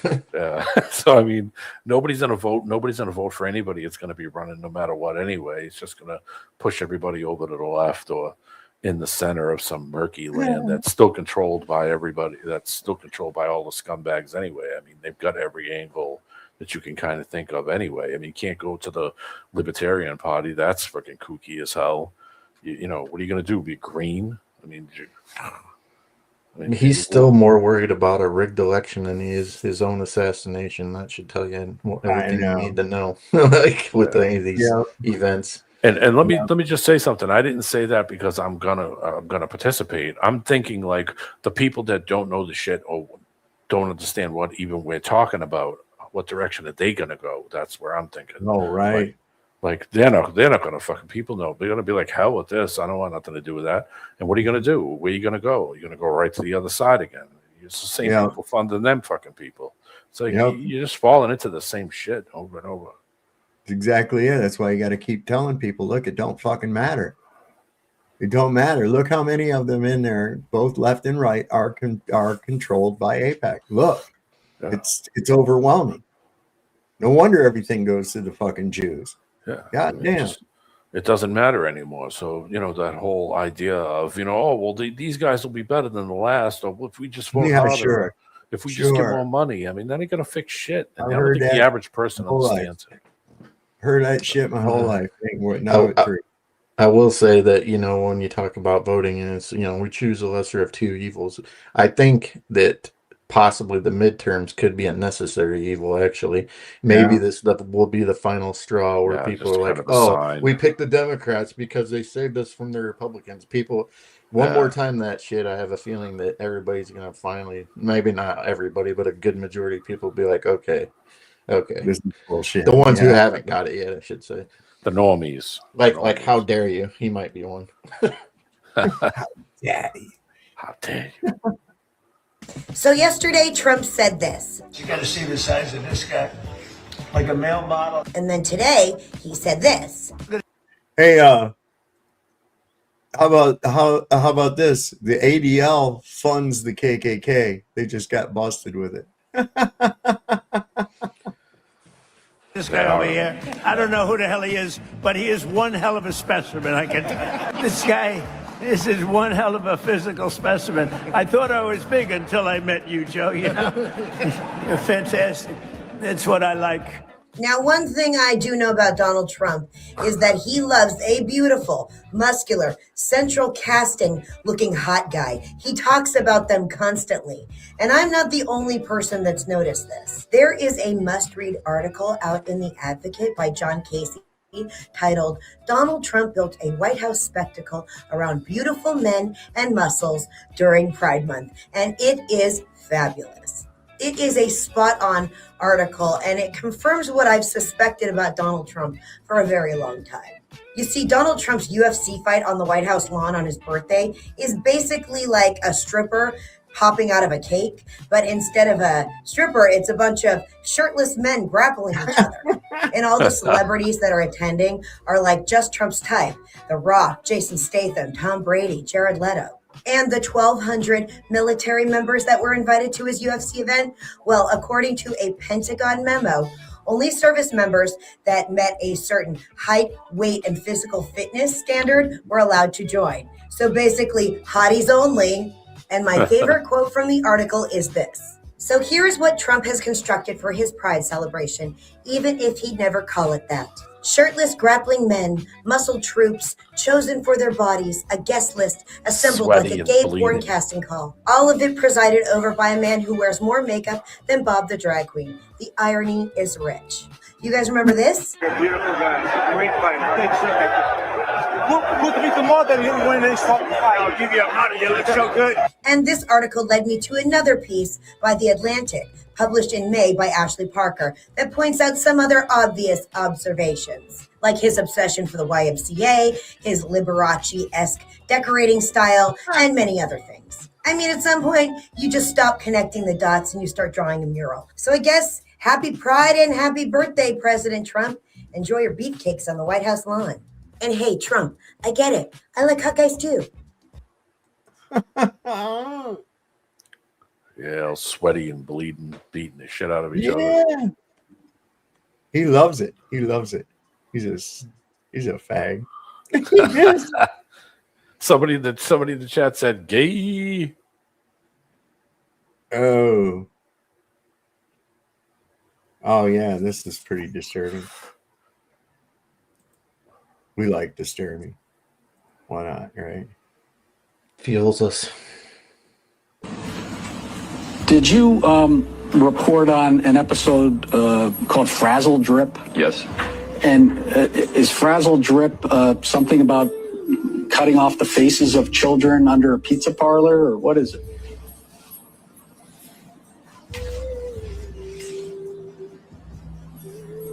Can you tell me what Frazzle Drip is, Phil? Yeah. Frazzle Drip is a video that was on Anthony Weiner's laptop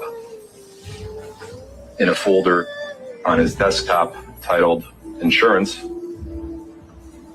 And the laptop in question was taken during a investigation into Anthony Weiner. And the video in question, Frazzle Drip, was in that folder. And video depicts a woman who is the same height, build, haircut, facial features, and attire as Hillary Clinton. And there is a second woman who fits the same description to Huma Aberdeen, which was Anthony Weiner's wife. And in the video, which looks like the basement of Comet Pizza in Washington, D.C., it shows both of the females in the video laying different children on top of ping pong tables, which are in the basement, molesting those children, frightening those children with weapons, and then drinking something, which would line up with the theory that it is the blood of those children for purposes of extracting adrenochrome.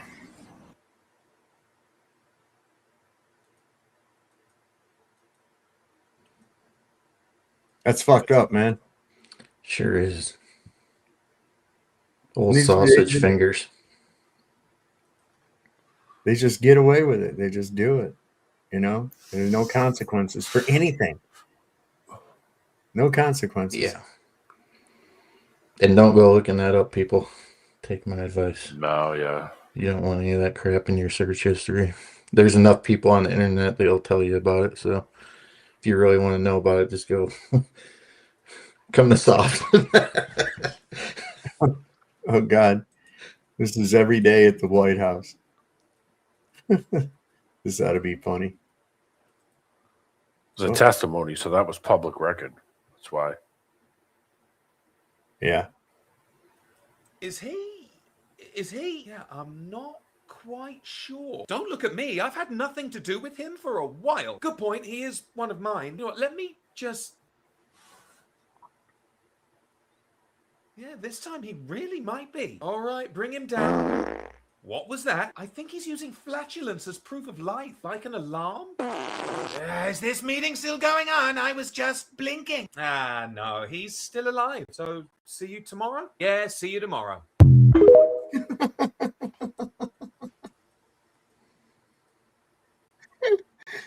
God damn, this guy.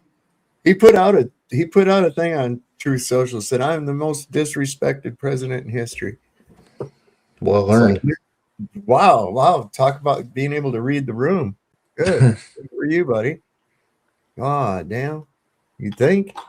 Why doesn't anybody like me? Jeez. I wonder. Yeah. You can't figure out that it's his self-centeredness is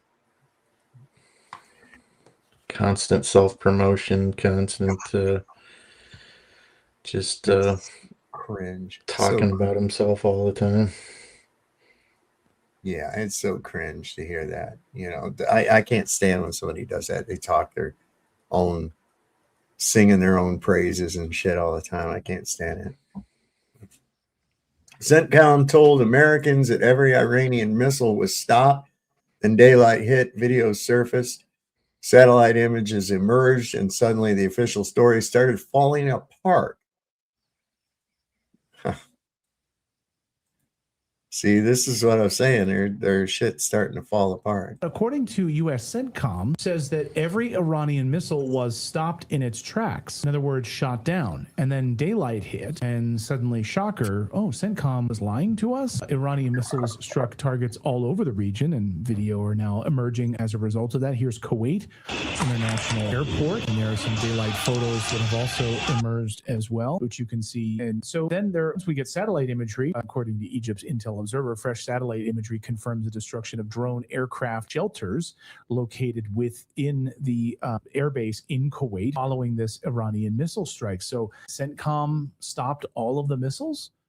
Okay. According to Max Blumenthal, a friend of the show over the Gray Zone, said Iran is targeting these bases. Iran seems to have recognized that deterrence can only be established by forcing the U.S. regime, the mafia co-opted by Same Greater person's Israel, out. recognize every terrorist action has a cost. Meanwhile, we are seeing obviously a worsening economy in the United States, and you can draw a direct line between the start of the Iranian war and rising interest rates, rising gas prices, rising food costs all across the United States. According to a new study this morning, new data this morning, most voters believe the U.S. economy has gotten worse since last year, but they're divided over which party can do a better job of handling it. Here's a little insight. They're both in on this together. They both love war. Both of these parties are massively corrupt, and they both, of course, want this war, and they'll do whatever they can to support the military-industrial complex. Turn on your camera down there, Jimmy. It's the same. It's the same person who's trolling the chat, and it's been coming up nonstop all night. What's your problem, bro? According to who sent you here? Huh? How can sound travel through the vacuums of space, right? Okay, here's one of the countless surviving Jews straight up lying about the Holocaust. Check this out. They were frozen. So when they open the doors, so okay, this is good questions. These are good questions. So when they would open the doors of the gas chamber, whose job was it to take the bodies out? Well, they give us some canes, and you drag them out. This guy is an obvious liar, and only an idiot would believe this bullshit. Jews forced to work in the gassing operation were called Sonderkommando. Dario Gabay claimed to be a Sonderkommando. I saw 25 to 3,000 people going on the gas chamber, and they closed the doors, and then I knew that the SS threw the Cyclone B, from above. 2,000 Jews made the chamber packed to capacity, as you can see in this tangle of dead bodies. The bodies were then dragged on the floor, out of the gas chamber, into an elevator, back up to ground level, and into a room where 15 cremation ovens were. And this whole facility was called Crematorium 2, where 500,000 Jews were supposedly killed. Currently, it looks like this. There are the stairs leading into the undressing room. And there's the gas chamber. Here's a blueprint of Crematorium 2 from the Auschwitz archive. There's the undressing room, there's the passage, there's the gas chamber. There's the elevator coming up to 5 blocks of 3 ovens each. Even a smaller man of 135 pounds is equal to 3 plates in the gym, which is draggable but slow going, and one would get tired quickly.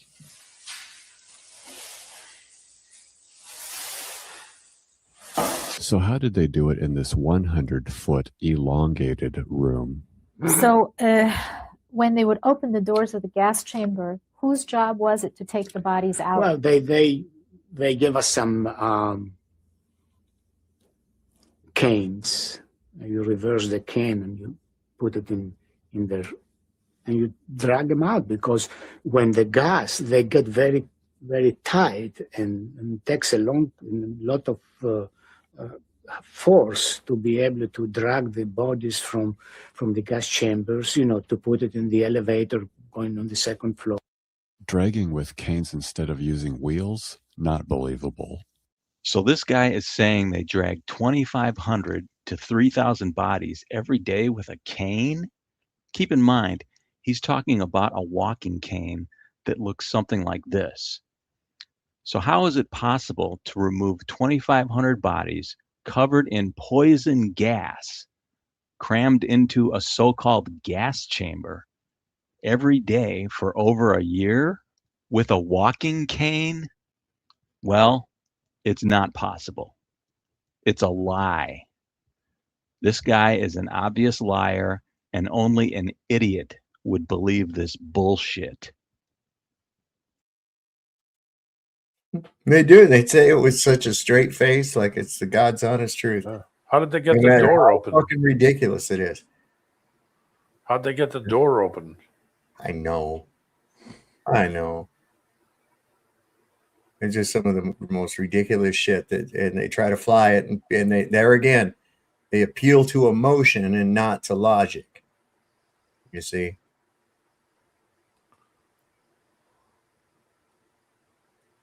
Crazy talk.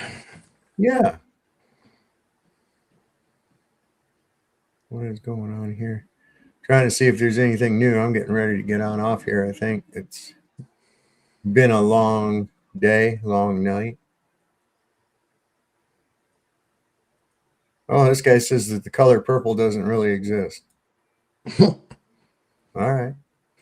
The movie, I saw it with Oprah. I don't believe this. Anyway, go ahead.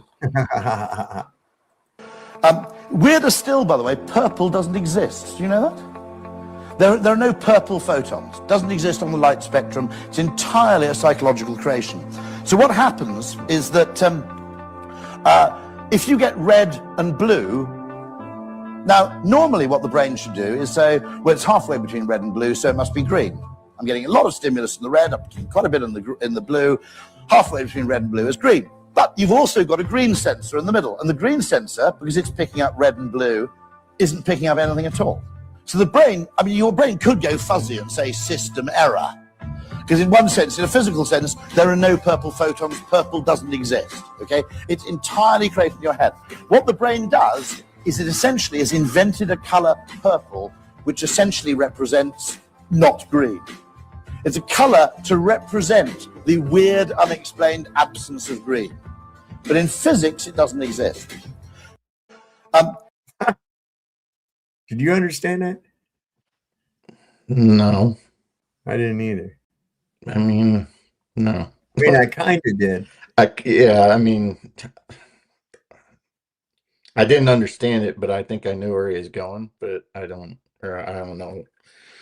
Yeah, overall, no, I don't understand it.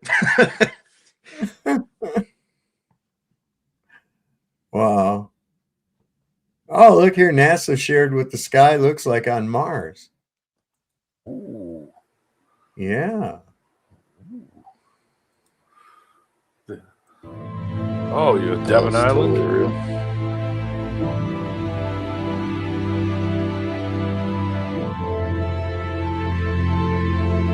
Yeah. Oh, so you see parallax between stars because you're on Mars now? What?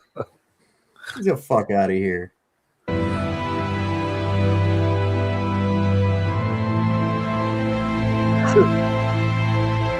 How come Artemis didn't see all this? I know. Well, they just took some, they had the rover go around down Devon Island.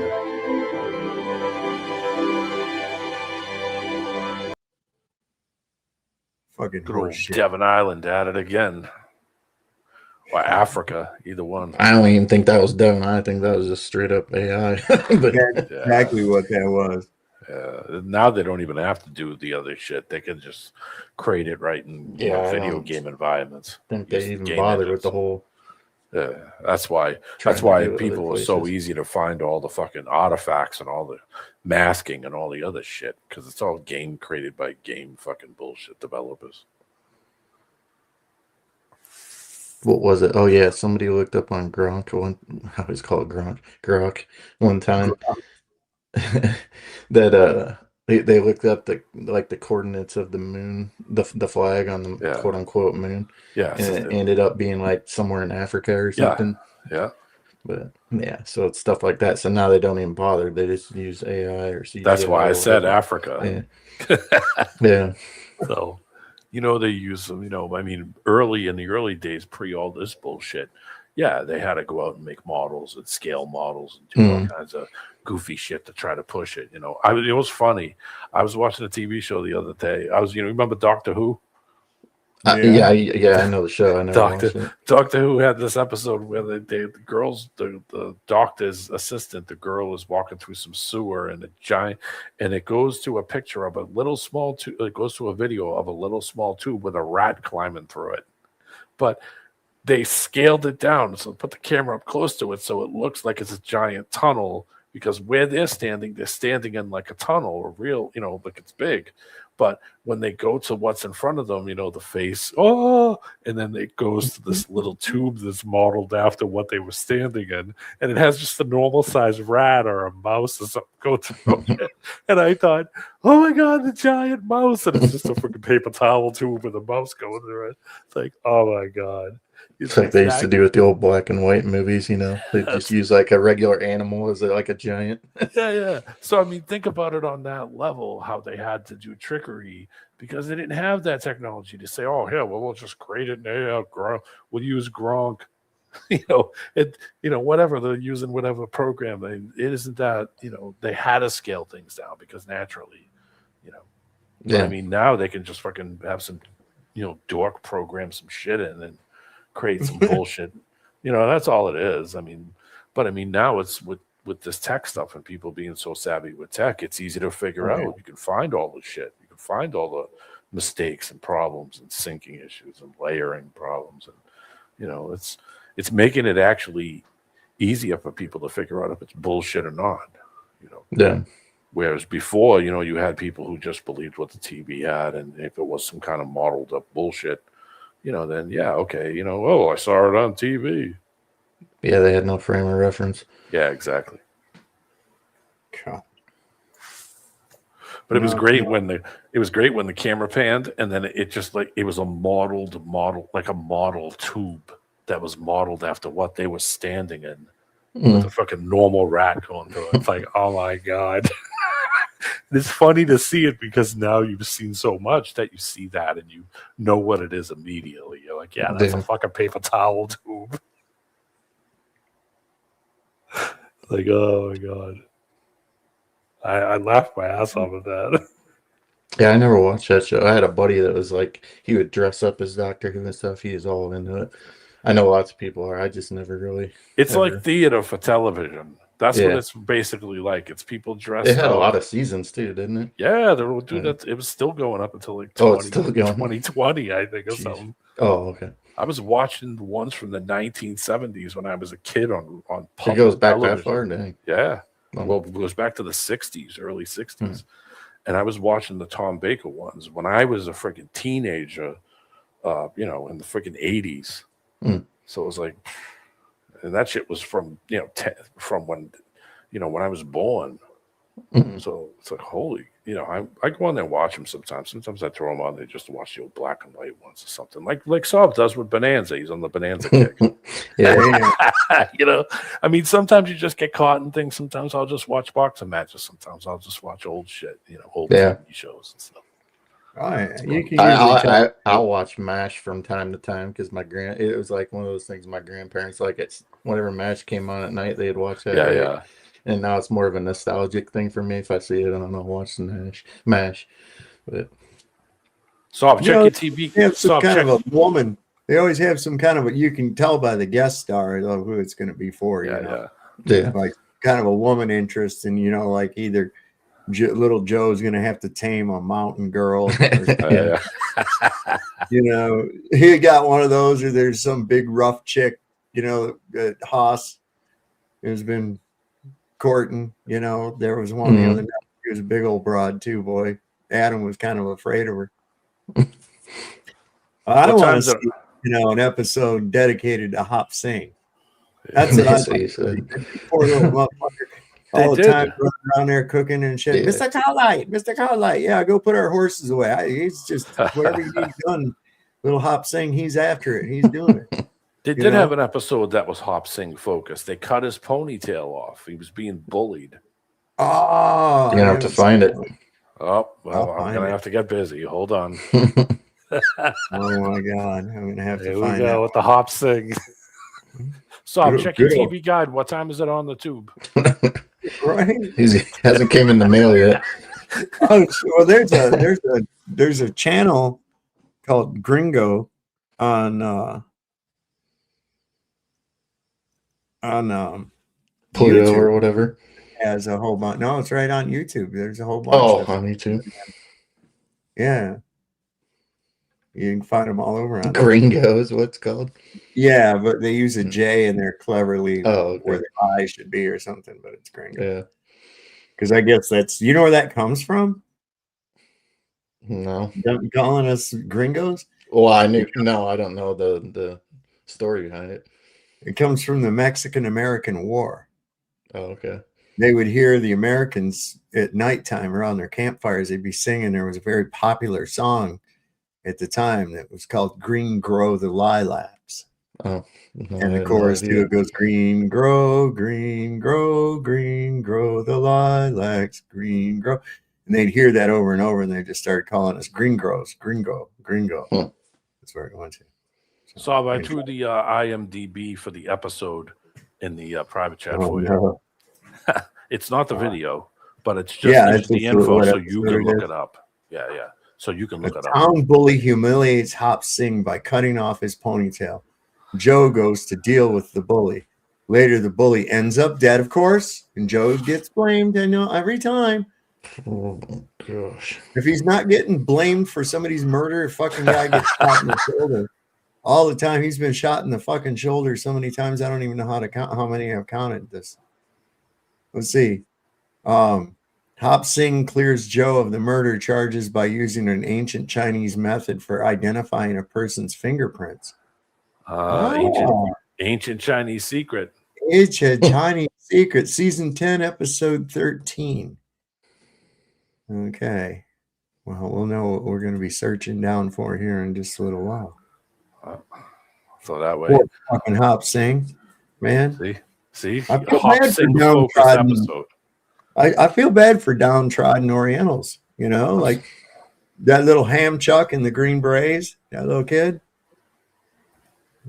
Don't tell me you ain't never saw the Green Berets with John Wayne. Yeah. It's been a long time though, and I was probably young when I did. Feel this man jump and die.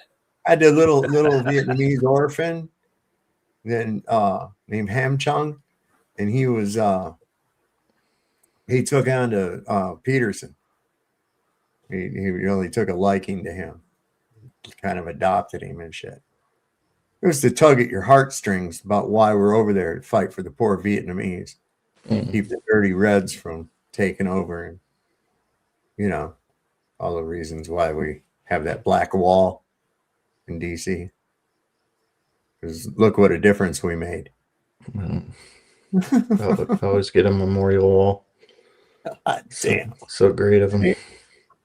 And then we'll have a monument to the what is this thing called? Epstein Fury? Epic Fury. Epstein Fury. Yeah. Epic Fury.